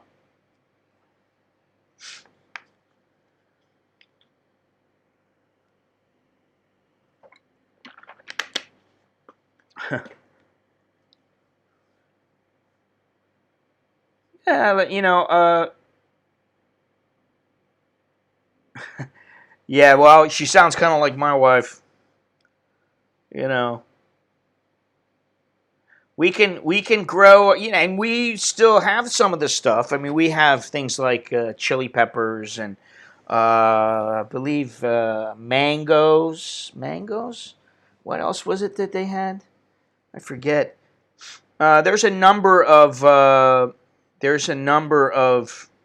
fruits and veggies that are grown on my wife's land there in the south. Um, and part of her is like, whatever. And she actually floated the idea of, should we just leave and go back because I'm going to be working at home? And I was like, no, I don't think so. I think it really, for where she is, I think it's a little bit difficult because the internet is not great. And you're a little bit far away from a grocery. It's not like you can just call and have things delivered where she is. She's out quite a ways. I mean, it's an hour, hour and a half away from the grocery. So if you need something delivered, they're still going to have to come from that far away. The little markets that are in the village, they're kind of lacking. You might be able to get some eggs if you're lucky. You might be able to get some milk and things like that, some of the staples, but a lot of them will be out. So that's why we didn't go down there, and also because we weren't sure about the kids. And quite frankly, I'd be bored out of my head, man. And I think she would be too. We stayed down there a couple of years ago, and we had been there for like, I don't know, about 4 days. And we had planned to come back. We were going to like get on the train that night. And both of us said, oh, you know what? Let's just stay like 3 more days. Go change the ticket. Make it 3 days later. Man, after the next day, we were like, why did we stay? Why did we stay longer? We wanted to. It's a good place, but at this time in our lives, we're not in a position where we can say, all right, well, we don't have anything to do. We'll figure out what we want to do, and then once a week, we'll go to the grocery. We'll drive our truck down and go to the grocery. We weren't really in that kind of a position because it was a shorter term thing. So,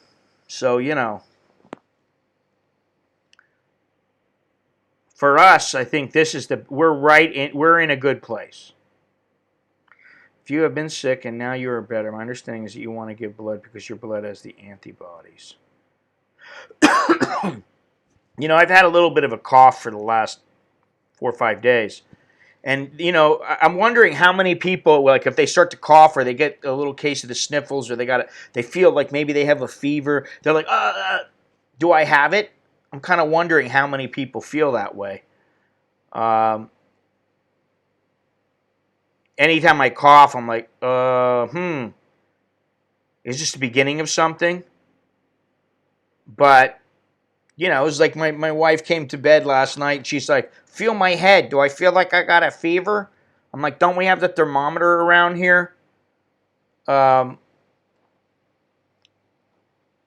I don't, and I don't know where it is. I have an idea where it is, but I was like, nah, I don't think you do. And then she woke up this morning, and I'm like, you still feel like you got a fever? She's like, no, I feel fine. I'm like, okay, cool. But I'm wondering how many people, like once or twice a day or more, are thinking, is this a sign? Do I have it? I'm wondering, maybe I have it, because I think that's where we are right now. People are genuinely and legitimately concerned about what's going on. You're doing the same thing if you hit pause, stay home, isolate. Yeah, I mean, that's the other thing. There's not much you can do. Aside from if you really need to be in a hospital, like you can't breathe, you need oxygen, you need a ventilator. What are you going to do? Last night I drank, I still have some of the, what do you call it, D-Champs, the electrolyte drinks.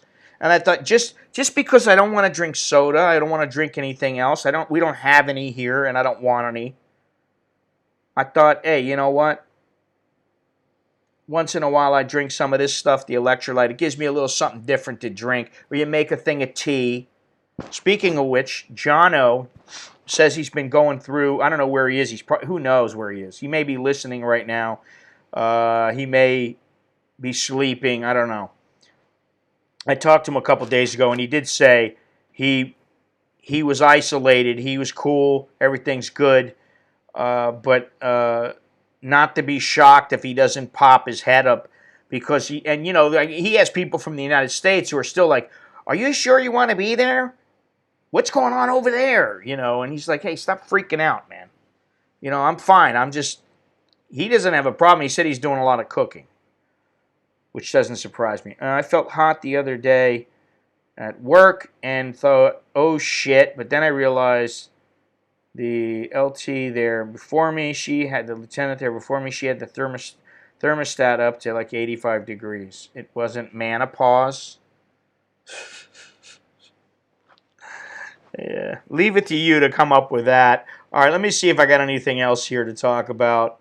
Probably, maybe. Who knows? I do have a problem with the way that the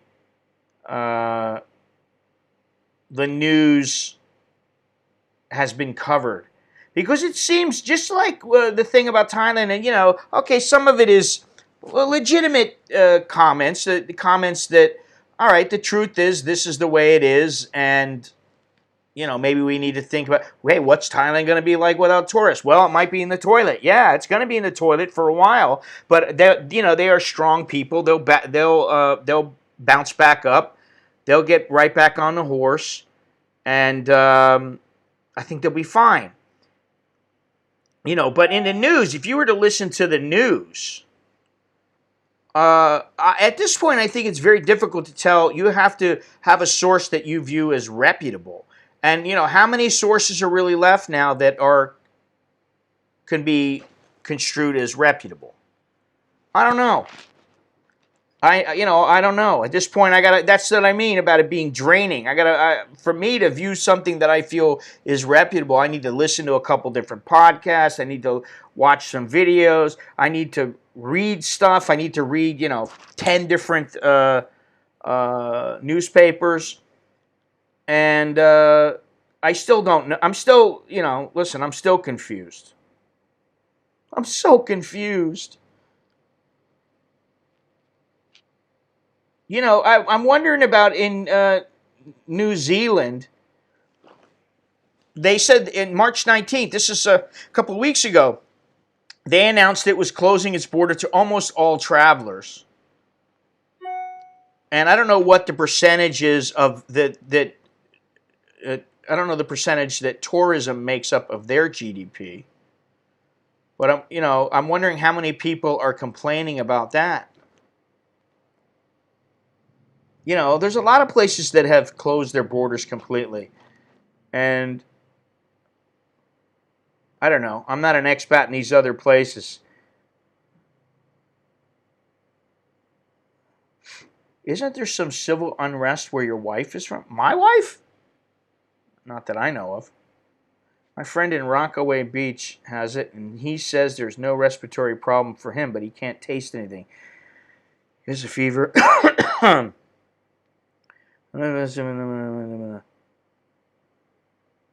Oh, yeah, that's right. I forgot about that. I'm so confused. No, actually, I forgot all about Vinnie Barbarino.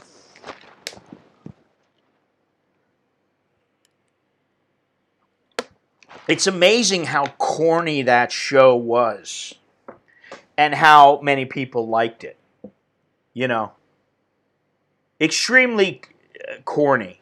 Between the, what was the guy's name? The guy who laughed all the time with the funny, for the strange laugh. I forget his name. I can't remember all these shows. I can't keep all this useless information in my... Yeah, welcome back, Carter. Mr. Carter. He was the guy who, Ron Paleo, or whatever his name is, he used to laugh, and, he had this horrible laugh. I mean, when you look at that and things like, Dynamite being the Horse Shack, that's it. Twice as far with a chocolate bar. I don't remember that. You guys must be really old. I can't remember any of this stuff. Either that or I'm old or older and my memory is worse than yours. My memory's going, I admit it.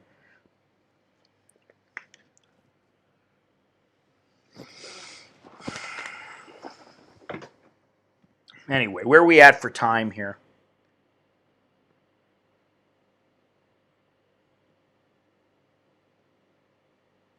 I don't know.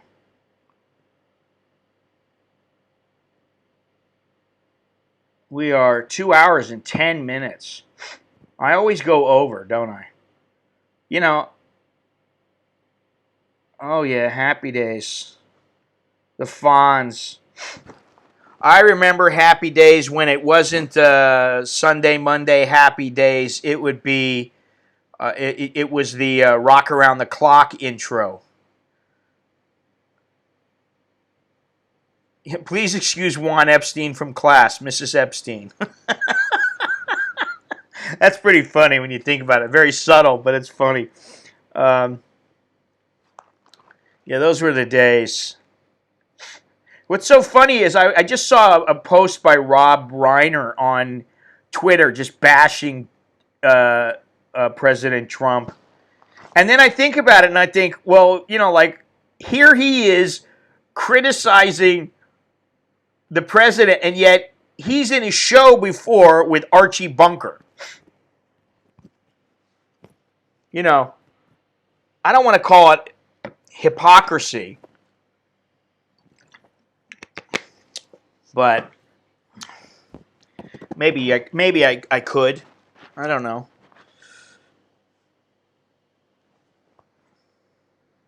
Anyway, what are you going to do? Plenty of new stuff. Now my kids are like, when was that show from? I don't know, like 2005. Oh, it's really old. And I'm like, I want to get back to watching some of the movies from like the 1940s and the 1950s and stuff. Even the 1930s. I like some of those movies. I used to like the old horror movies with the guy, what was his name? John Ager? He was in a lot of the, I don't know, the Incredible Shrinking Man type movies, those kind of things. So, leave it to having kids to make you feel old. All right, let me close some of this stuff down so I can see if there's anything left for us to talk about. Well, I do see here that on the Bloomberg, China concealed extent of virus outbreak, U.S. intelligence says. I don't know why they're just now coming out with that. Maybe because they didn't want to say anything publicly. It just was rumor, but now they're saying, I'm reading this right here, their numbers seem to be a little bit on the light side, and I'm being nice when I said that. This is what Trump said. You think?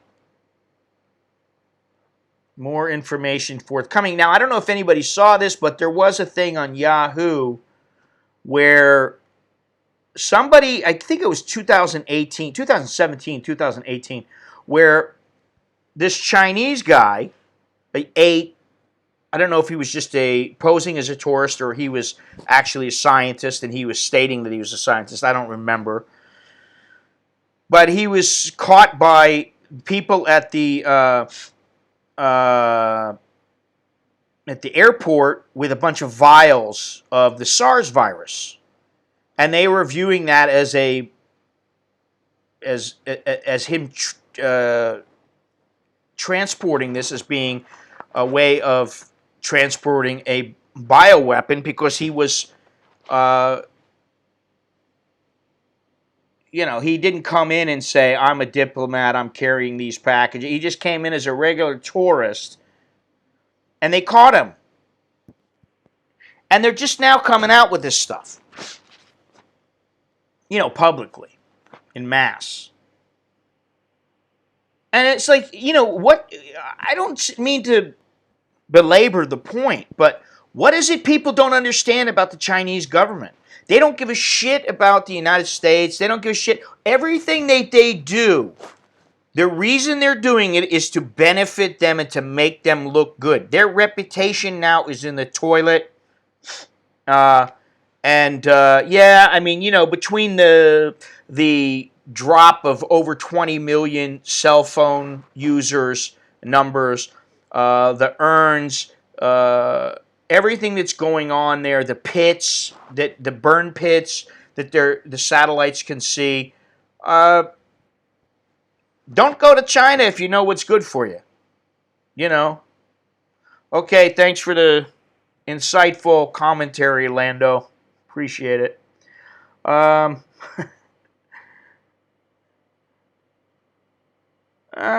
don't know if this is, something that came from a lab, or who knows. That's the thing. I don't know what the truth is. How do you really know? Who really knows? I think only a few people know. But it wouldn't surprise me if it came from some bat. Yeah, my wife is from the South, but she's not from a Muslim area. The main areas that there are problems with are Narathiwat, Yala, and Patani. And she's from Suratani. What happened? Uh-oh. What happened? That was weird. When you think about it, the percentage is very low. The percentage of people dying in the world is very low. It's not that many people. But if it keeps going, it's going to be a larger percentage of the people. Yeah, I don't see any numbers. Usually the Bangkok Post will come up with some numbers rather quickly. Yeah, food delivery companies are seeing their business surge. That doesn't surprise me. Thai Airways is going into an operational hibernation. Wow. And I also saw something about, I don't remember where I saw it. This is just something I'm bringing up. But I saw something about how, I think it was the U.S. government is going to file suit against some of the airlines, forcing them to reimburse people 100% if their loss of their ticket, or cancellation rather, had to do with this virus. Let's see here.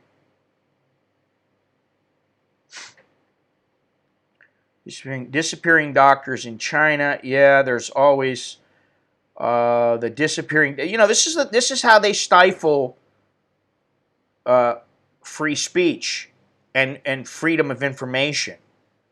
Everything is manipulated to fit their narrative, and it doesn't matter if it means killing somebody, throwing them in a camp somewhere, shutting them off somehow from the world. It doesn't matter. They'll do it. Yeah, I've heard about the island. They're building all kinds of things, and they're doing this all over the world. And imagine what they're doing in the African continent. And this is the thing, people don't even talk about Africa when it comes to this. They're all talking about the United States and Europe and Asia. They're not talking so much about what's going on in Africa. And I think that's going to be That's going to be a crazy area, man. It's gonna erupt there. They're already having problems there. Um, because they have these lockdowns. It's kind of like India. You go out, you get caught when you're supposed to be locked down. You get caught, and they take a pipe to you or a baton and they beat you with it, or a whip or whatever, a stick. They give you a beating. You know. General Tso's chicken. Um, what I miss right now is that banchan. I'd like some of that, but you know what?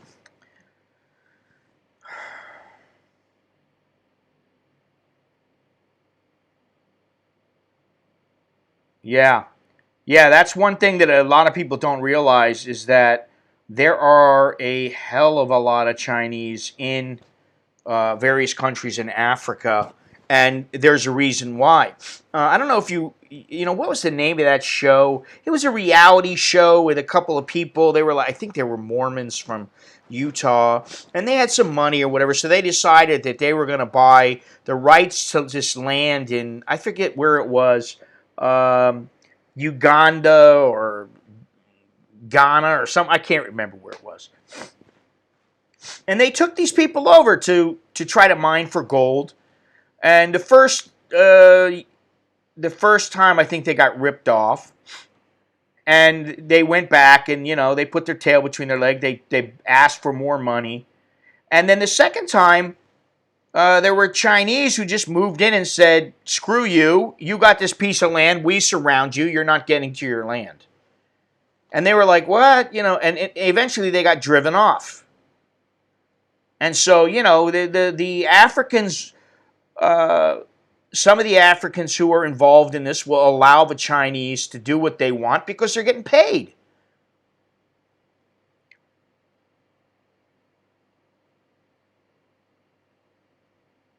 I believe in what that guy says, the Lao Wai guy and the Serpent Zet guy. I don't always watch them, but once in a while I do. I can't really watch people on YouTube for, I don't know why. I can't really watch anything now. I got a hard time watching anything. I've been trying to watch An Idiot Abroad, and while I laugh my ass off sometimes, especially the very first episode, I couldn't stop laughing. That guy cracks me up. But, after a while, I'm like, I can't watch this shit. It's enough for me to listen to a couple of songs. I guess half of the oil goes. I was patient here in Bangkok. There, the whole ecosystem. I don't know, but they don't care. I think it's money over, profits over the ecosystem. I think that's what it is. Hey, they're tight until they, hook up with us Western guys. Oh yeah, that's what it is. Um, what was I saying? You take me off my train of thought here. I can't think straight. Um, the ecosystem. I talked the other day about, or a couple weeks ago, whenever it was, about this guy, Alan Rabinowitz. He was a scientist, and he went into, look up the Tiger Diaries, not Joe Exotic, the Tiger King. This guy was legit, okay? The Tiger Diaries. Look that up. It's an audio book or whatever. And he went into Myanmar with the intent to make a pathway that was a safe zone for tigers so that their numbers would increase. And then what he did was he went into the neighboring countries and he tried to create a long pathway. And you're talking about a lot of land, but he tried to make it to where the tigers would go across borders, and they had plenty of space where they could, they could repopulate and grow. He did all this, and some of the countries agreed. Myanmar agreed, and then, I don't know, 2 years later or whatever, things were right back to where they were before, which is, the logging, the loggers were destroying their habitat. Didn't care about them. They were killing them, doing whatever they needed to protect their interest. So, it's about money.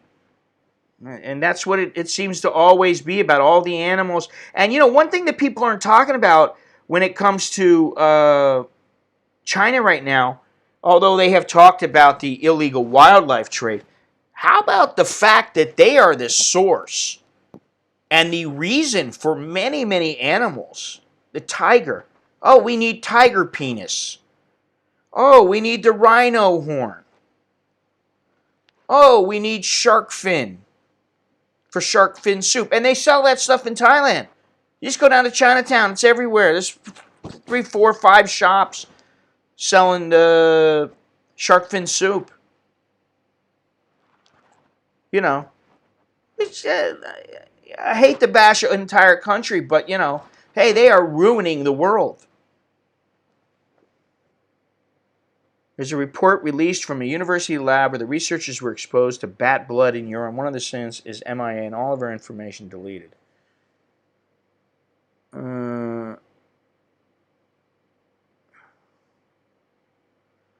Well, like I said, I'm going to say it again. When information comes out that might be detrimental to the party, it's all about the party, the party, the party. That's what it's about. Money, money, money, the party, the party, the party. Money is just a tool for the power, because I think the power is what is the most important thing. With no money, you have no power. So they want that money. They don't want to let anything get in the way of their power and their money. Yeah, right now, I think people are online more than they usually are.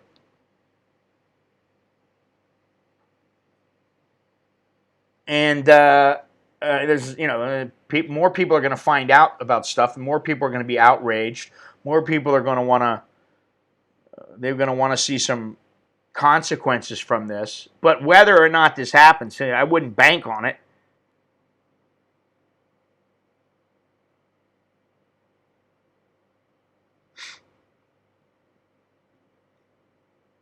Yeah. Money is a tool to get power. And then once you have the power, you use that money as a tool to continue to keep you in power and to manipulate people and companies and everything else. Let's see here. The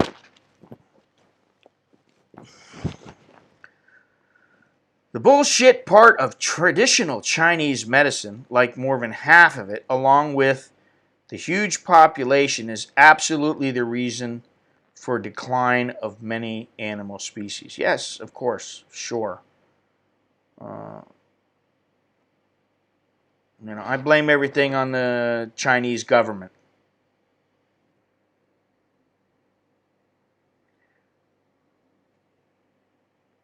Sorry.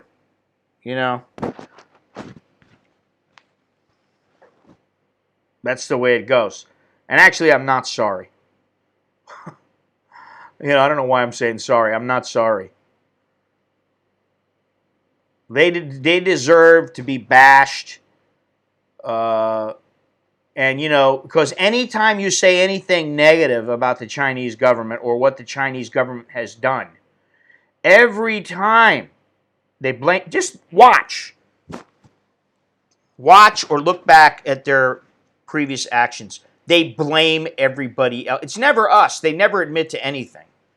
Oh, maybe we should have done this a little bit differently. We could have implemented some policies that would have taken care of that. But now we have, and things will be better. And no, that's not how they approach things. It was the United States' fault. It was everybody else's fault. That's what grinds my gears. Really grinds my gears. That was Homer. Well, China wants to grind up human penis for medicine. I'll be safe because I have less than one. Oh, God. We don't need to know that. Too much information, Longhorns. Seriously. I know several Chinese and a gal pal who's amazing. Nice folks, mostly. CCP sucks, though. Yeah, listen, I really want to make that clear. I know several people who are Chinese, and they've always been very nice to me, very cordial, good people. And some of them, they're Chinese American or whatever. I got nothing against these people. Nothing at all. In fact, if I did, then that would be a problem. What I have a problem is the government that's in power in China and all the people that follow it, whether blindly or not blindly. And I think that in the future, what's going to happen is I think that if we're lucky, that government will collapse. Now, the big problem, as is always the problem when a government collapses or is taken over, is who is going to replace that government? What sort of government will replace this government? That's another issue to think about.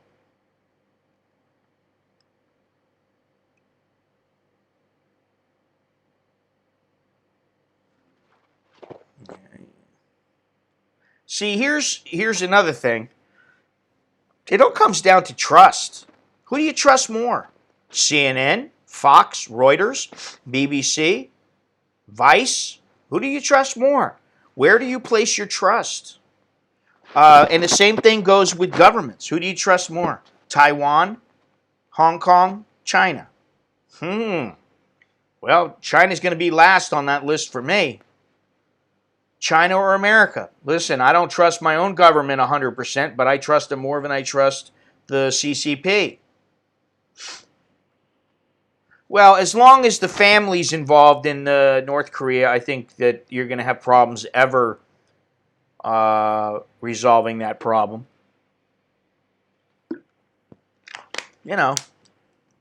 He's a dictator. Simple as that. And when one person puts his own desires ahead of the good of the masses, where does that lead a country? It's irrational thinking.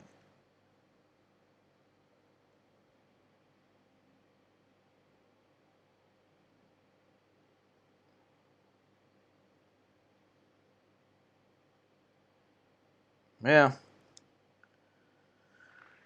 Yeah, this is the other thing, is that China's got their little sticky little fingers in all kinds of pies, and it makes it very difficult to extract ourselves out of it. Listen, it's like being married. They're married to the world. They really are married to the world. You take one thing away from them, it's going to affect something else. This is a massive, the only way I know how to describe it is clusterfuck.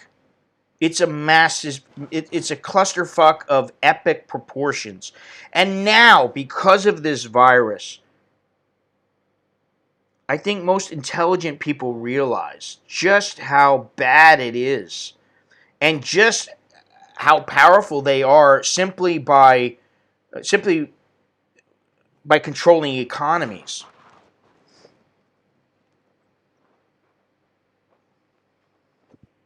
So, what's the answer? Start dropping bombs? I mean, I don't know. I don't think that that's a good solution. But, and I've said this before, some people, all they respect is violence and death. And I'm not, espousing that now. But do I think there's too many people on the planet? Yes, I do.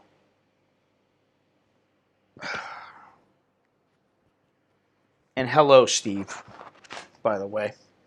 Yeah, I do think there's too many people. And, maybe this is nature's way of, and I've said it before, and I know it sucks to hear, but it's their way of culling the herd.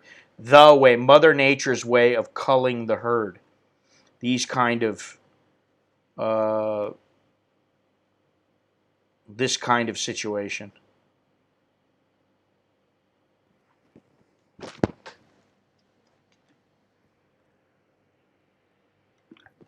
Yeah, well, it seems like since there's not a whole lot for people to do, that my streams are a little bit longer, and there's more people in them, and um, maybe it's just that all of a sudden I became extremely enthralling, but I don't think so. I think it's people are bored.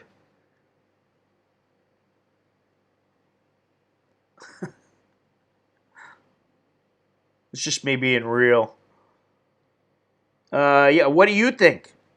Do you think that there's too many people on the planet? I mean, I think most people uh, would agree. Bill Gates has been culling the herd. How so? How has he been culling the herd? And herd is Herd. Just because I know you would like to be corrected, so that you don't spell it wrong all the time. Not that you really care. I'm sure you probably don't care that much, but it's a simple spelling error.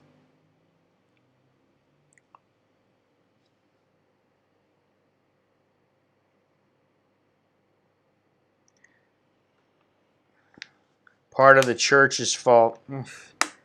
I think this is something that, you know,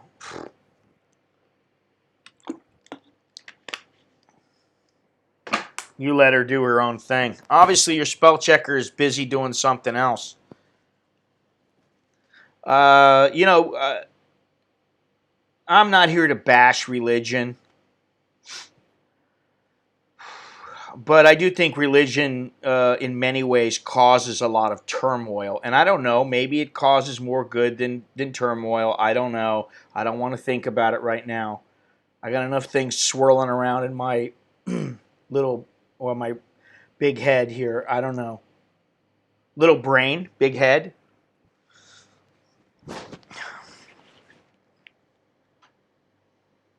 Thought I'd start some crap like conspiracy theories. I think he pushes birth control. Catholic Church, yeah, you know. Um,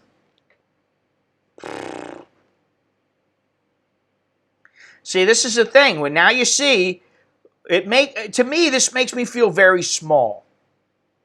Seriously, this issue, this problem, when you see how interconnected everything is, the economies of the world, the news, the leaders, um, religion, they're all interconnected, and sometimes I think we forget about this. Um, it makes me feel like, the ant that I am. I'm just an ant. Everybody, I hate to tell you, but we're all just little ants. That's what we are. You ever see those satellite images where you see people from a long way up high, and you just see them scamper around? They're just like little ants. Well, see, I really don't care if China's in a financial chaos. I don't care. I really don't care. Let them be in financial chaos. Now, I know it will cause some problems, but, it's like, what are you going to do? You bite the bullet, you feel the pain, and you deal with it. Or just let it go on and on and on and on, and then they cause more pain for, they're already talking about their 100-year anniversary and stuff like that. It's like, listen, I hope they're not around in another 30 years. I kind of wonder if I'll be. You know. Now, I know he's big on, vaccines and population and toilets and all kinds of other things, but, you know, uh, don't know enough about. I haven't heard him speak enough. I've only watched a couple things on Netflix about him. Um, I'd like to see some of these, these guys get. I'd like to see what they're doing right now to help. I mean, I don't know what he's doing, but I'm talking about Warren Buffett and all these other mega rich Western countries. I will say this. I don't know about you guys, but like I've been seeing more and more celebrities on YouTube, whether they're singing or um, doing comedy or whatever it is, whether it's on YouTube or Instagram and the stories. And one thing it does, and I've always known this. Um, to me, a celebrity, they just happen to have a skill in a certain area that's different than most people. If you're a great singer, there are good singers that go unsigned or that don't ever want to get into becoming a celebrity or being a star. They don't want to get into that. Guitar is a perfect example. There's a lot of guitar players out there who are fantastic, but they never make it. Uh, but they seem more real now. And I mean real, like you see them without their makeup. They're not in some glitzy music video or whatever. They're not all made up on some sound set that's immaculately clean and they have the little drink next to them. No, they're like, in their sweatpants, uh, so-and-so just, like Joe Dirt, whatever, David Spade probably just jumped off the throne, did his business on the throne. Oh, I better get over here. I got to do my little video. Got to get to it. Yeah. Yeah, you're right. But I'll tell you one thing that's sitting, oh, come on, Tim. He's not Hitler reincarnated. Get out of here. Jesus Christ. One thing that sitting inside has allowed me to do is to focus even more on what's important and little projects, having little mini projects. And trying to do them and not getting pissed off because I don't get them done all the time. Because with me, I put 10 things on a list and then I'm like, I didn't even get one done. It takes me 3 days to get one done. Now I'm like, all right, I just want to get one project done today. Can I get the one done? Yesterday it was I wanted to clean these 2 drawers next to me because they just were loaded full of stuff. I didn't get it done. But you know what? I'll get it done I got about 30 minutes left. But I ran out of juice last night, and I just went, it's time to go to sleep. Not a big deal.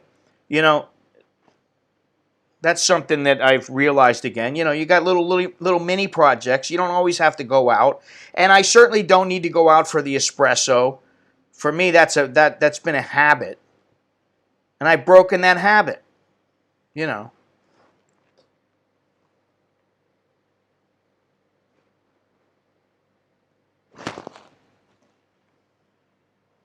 Now, where are we at for time? Let's take another look here. You're talking about Stephen, what's his name? Isn't he dead now? What the hell was his name? I can't remember. The Monopoly Man? Who is the Monopoly Man? No, not Stephen Hopkins. That's not what his name is.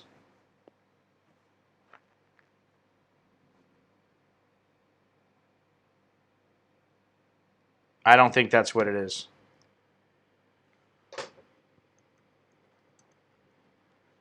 Stephen Hawkins. Hawkins. Yeah. Hawkins.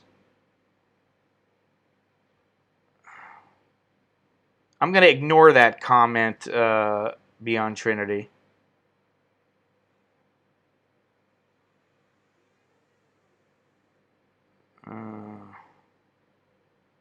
Hawkins, yeah. I think he's dead, though, isn't he? I think he died a couple years ago.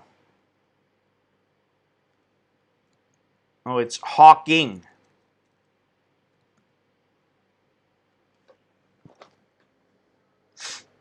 Yeah, he died in 2018. Hey, he was 76 years old when he died, man. He had 3 kids. How'd that happen? I guess it happened the usual way, but he's the guy with the top hat and monocle on the original. Oh, don't make me laugh. Yeah, everybody, I hope your house is clean. If your house isn't clean, you got no reason to complain about being bored. Oh, Jesus. Well, not everybody can be beautiful beyond Trinity like you. Oh, you handsome man. Beyond Trinity, he handsome man. Very handsome man. Please come inside. Oh, wait a minute. There's nowhere for you to go inside now. You're already inside. You can't go inside the bars in Thailand right now. All the bars are closed. Well, some of them are closed. Most of them are closed. Yeah, where are we at for time now? Wow. All right, I got 14 minutes. I'm not going over 14 minutes in 9 seconds. That's a 3-hour cruise. That's what this will have been, a 3-hour cruise. I found out that I'm going to have a son. Well, congratulations, Tim.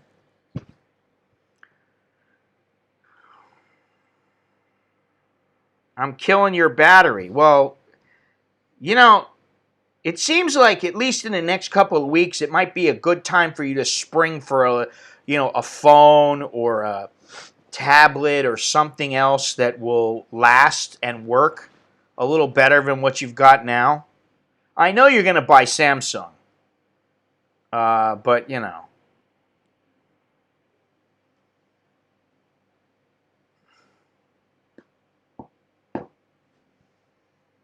I won't give you a hard time for that. You say tomato, I say tomato. I say iPhone, you say Samsung. The theory of everything. Yeah, I'll have to watch that. That'd be different. I like different kind of documentaries. I already watched The Tiger King. I actually thought that David Spade got the idea for Joe Dirt from The Tiger King, but that's not true. He said he got it from some meth addicts in Arizona. I don't even know what is VOOC. I don't know what that is. See, I don't have a charging port. I have this. I have a charging port also, but I have this thing. You just put the phone on there. Boom. There you go. It's charging.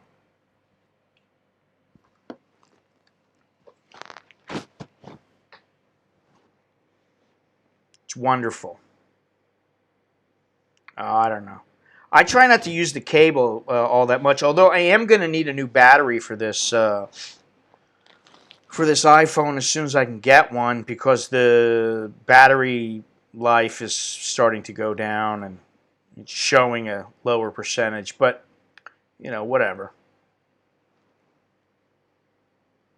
Anyway, anything else we want to talk about here? If it's greatly important, let me know. You can always leave a comment.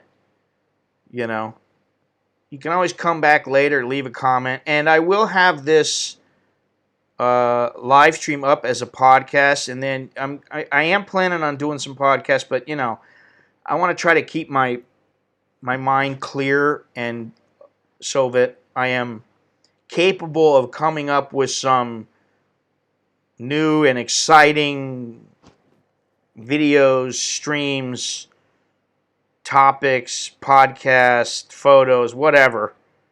Because I sometimes I try to do too many things. I heard that they shuttered the grocery store. When did you hear that? When did that happen? That's news to me.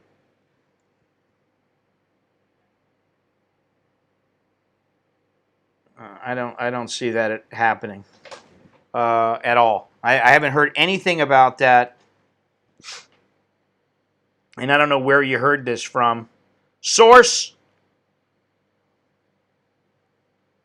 Yeah. No, I don't see anything about that anywhere on any of the Thai or English Thai newspapers. I don't see that happening.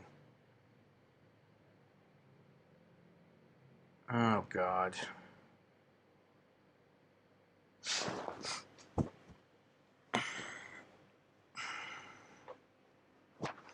April Fools.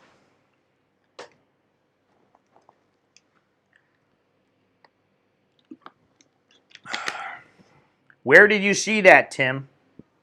Source? Okay.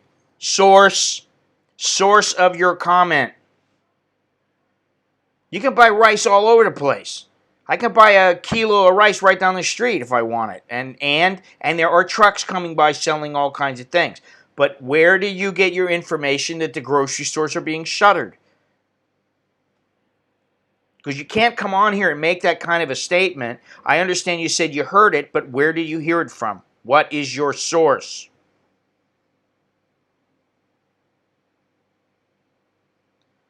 Yeah, as far as I know, any place, pretty much any place.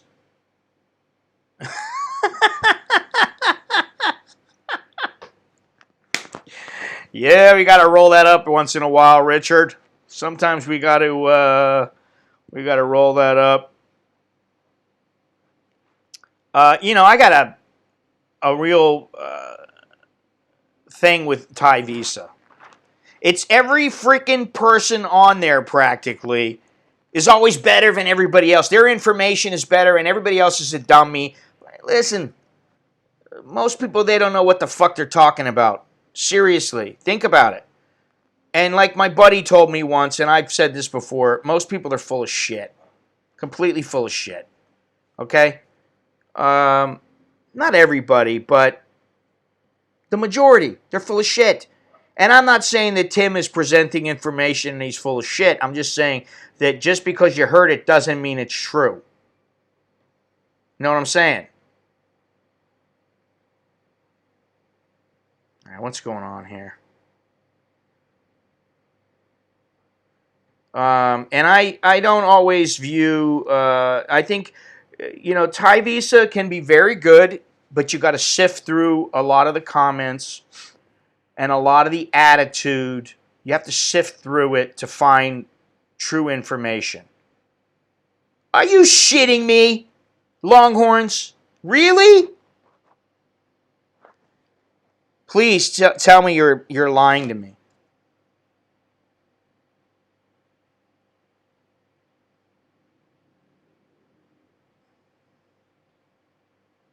Ah, you bastard. I can't trust your comments either. Jesus Christ. Yeah, but, Tim, I'm asking you again. Where did you hear this? You came on here, you say, I heard that they shuttered the grocery stores. That's a big statement. Where did you hear this from?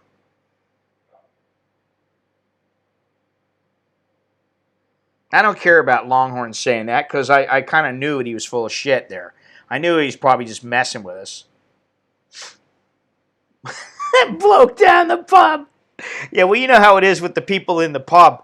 Everybody's the expert. Everybody knows. They're in the know. My friend, he works for this person, and his friend is the husband of this chick who she works at immigration, and they told me that the government official told her, and then it's like, you're 20 people removed. And, think about it. You see, who was it that I was watching yesterday? They're talking, it was with Don Lemon and some other guy from the government, who I can't stand Don Lemon. I got to get that out there right now. This guy was being interviewed by Don Lemon, and he's trying to speak. He's trying to answer the question, and Don Lemon keeps going on and on about this and that. And the guy says to him, listen, Don, I got news for you. You think how you want to think, and I think you truly believe what you're thinking. But there are a lot of other people, in fact, far more than just you, who think you're full of shit and that your viewpoint is completely ridiculous. So, there are two sides to every story. And he was, no, no, no, no, no, no, no, no. Oh, my God. Give me a break. And the bloke down the pub and, this person and that person. So, Tim, I'm hoping you're going to answer me. But so far, I don't know if you're still here or what's going on. But, to say that, I heard that they shuttered the grocery store.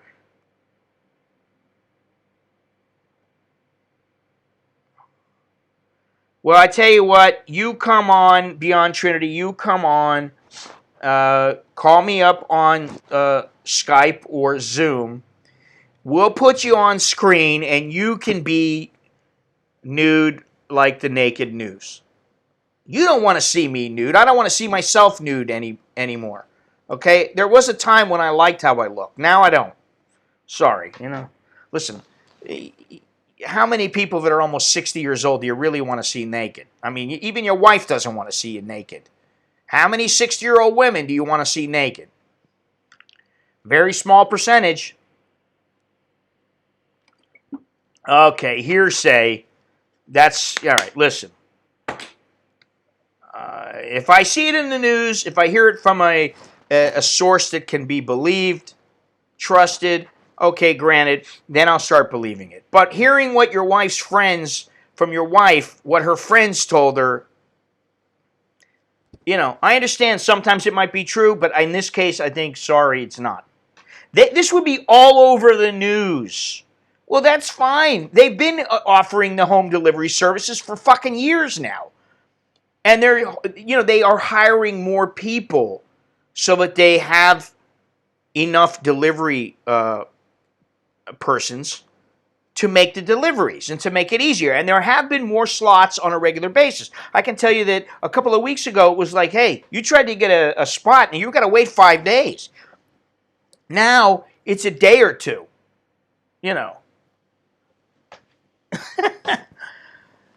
Well, listen, there's always that little bit of me that's like, what, really? But, in this case, I just looked on the Nation and Bangkok Post and the other couple of the other Thai news stations, and they would announce this in advance. I think, I don't know, maybe they wouldn't. Maybe they wouldn't to avoid any panic. I can't see them doing that though. Unless this is something like the virus is actively moving on its own and it's become like the blob and it's going places to seek out its victims. I don't see them shutting down the groceries. Now, what I do see is the groceries growing more and more short of products. And that is a bit of a problem. I can tell you that I ordered one type of ham. They're like, we don't have any more of that. Carry office out here is a real beehive. Yeah, for sure.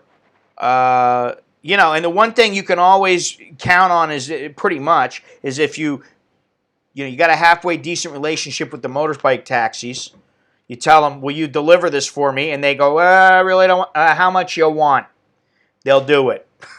So there are ways around it. It's about having the money too to do it, which is, right now it's not a huge consideration yet, but in a couple of months, for instance, there's going to be a lot of people that it's going to devastate. And so that's why I'm crossing my fingers. I hope that that's not going to happen.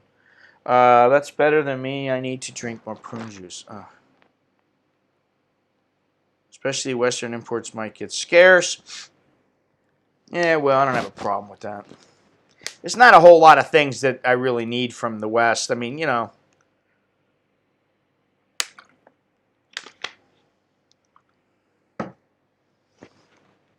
think we're going to be okay. I still believe that. I got to hold out a little bit of optimism.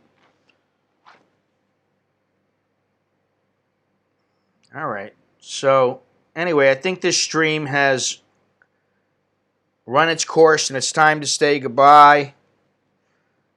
I think we could stay on here for hours and hours and hours, but you know what? I do value my time a little bit, and there are some things I'd like to do today, aside from staying on the computer all day. So I think it's time to call it. It's time to call it. So thank you very much for watching. Please stay safe, stay inside. If you got a mask, wear it. Actually, I was very surprised. My mother told me today that they don't have any masks. They can't get them. And that's somewhat disturbing. Yes, take care. We have empty shelves. Well, distribution has been set up. People just won't stop overbuying. That having something in... What?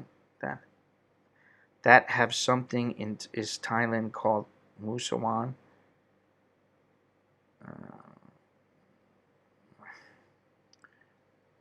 Anyway,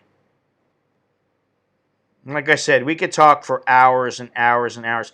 If you like what I'm doing and you would like to support the channel, like to help me, if you have the ability to do so, and I'm not asking people to, like, oh, please, I need $1. No, that's not what I'm saying. But, if you're capable, then get yourself a shirt. Or something else you can do, and this helps me quite a bit, is place an order through Amazon through the link in the description. I don't make a whole lot of money, but I get something. It doesn't cost you anything extra. And if you need something, like you're going to buy some toilet paper, or you're going to try to buy some mask, or whatever it might be, that's another way to go about doing it. You get something for your money. The same thing with the t-shirts and the merch and books and all that other kind of stuff. You can always look in the description or go to AmericanInBangkok.com/Scott. If you've yet to subscribe, please do so. Please make sure to click on the bell to make sure you get notified. Click like, share, leave a comment. Comments are always nice.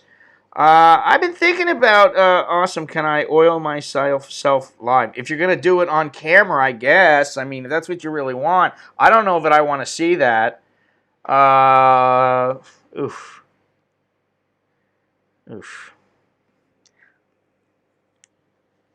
You guys are really sick. I cook with coconut oil occasionally. When we have it. Right now we don't have any of it. But anyway, yeah, make sure to click the thumbs up, leave a little comment, share, like, and all that good stuff. Would appreciate that. What else was I going to say? There was something else I was going to say, believe it or not. Oh, I'm thinking about, just trying to shorten the length of the streams to like an hour. I've been thinking about this for a long time. Hour to no more than an hour and a half. But doing them like Sunday through Thursday or something like that. Every day. At least for now. So that's something to think about. Leave a comment. Let me know what you think, or just a quick comment in the chat right now. Other than that, if nobody else has anything they want to say, aside from adios, appreciate everybody watching.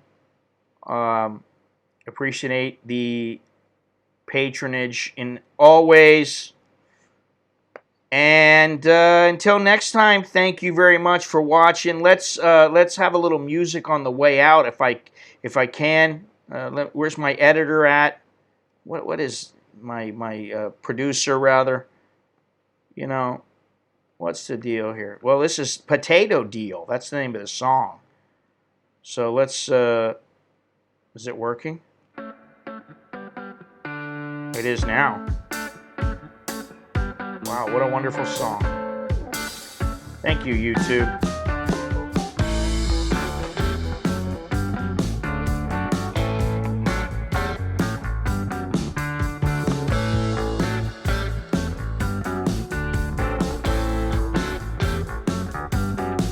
Wow, man, this is funky.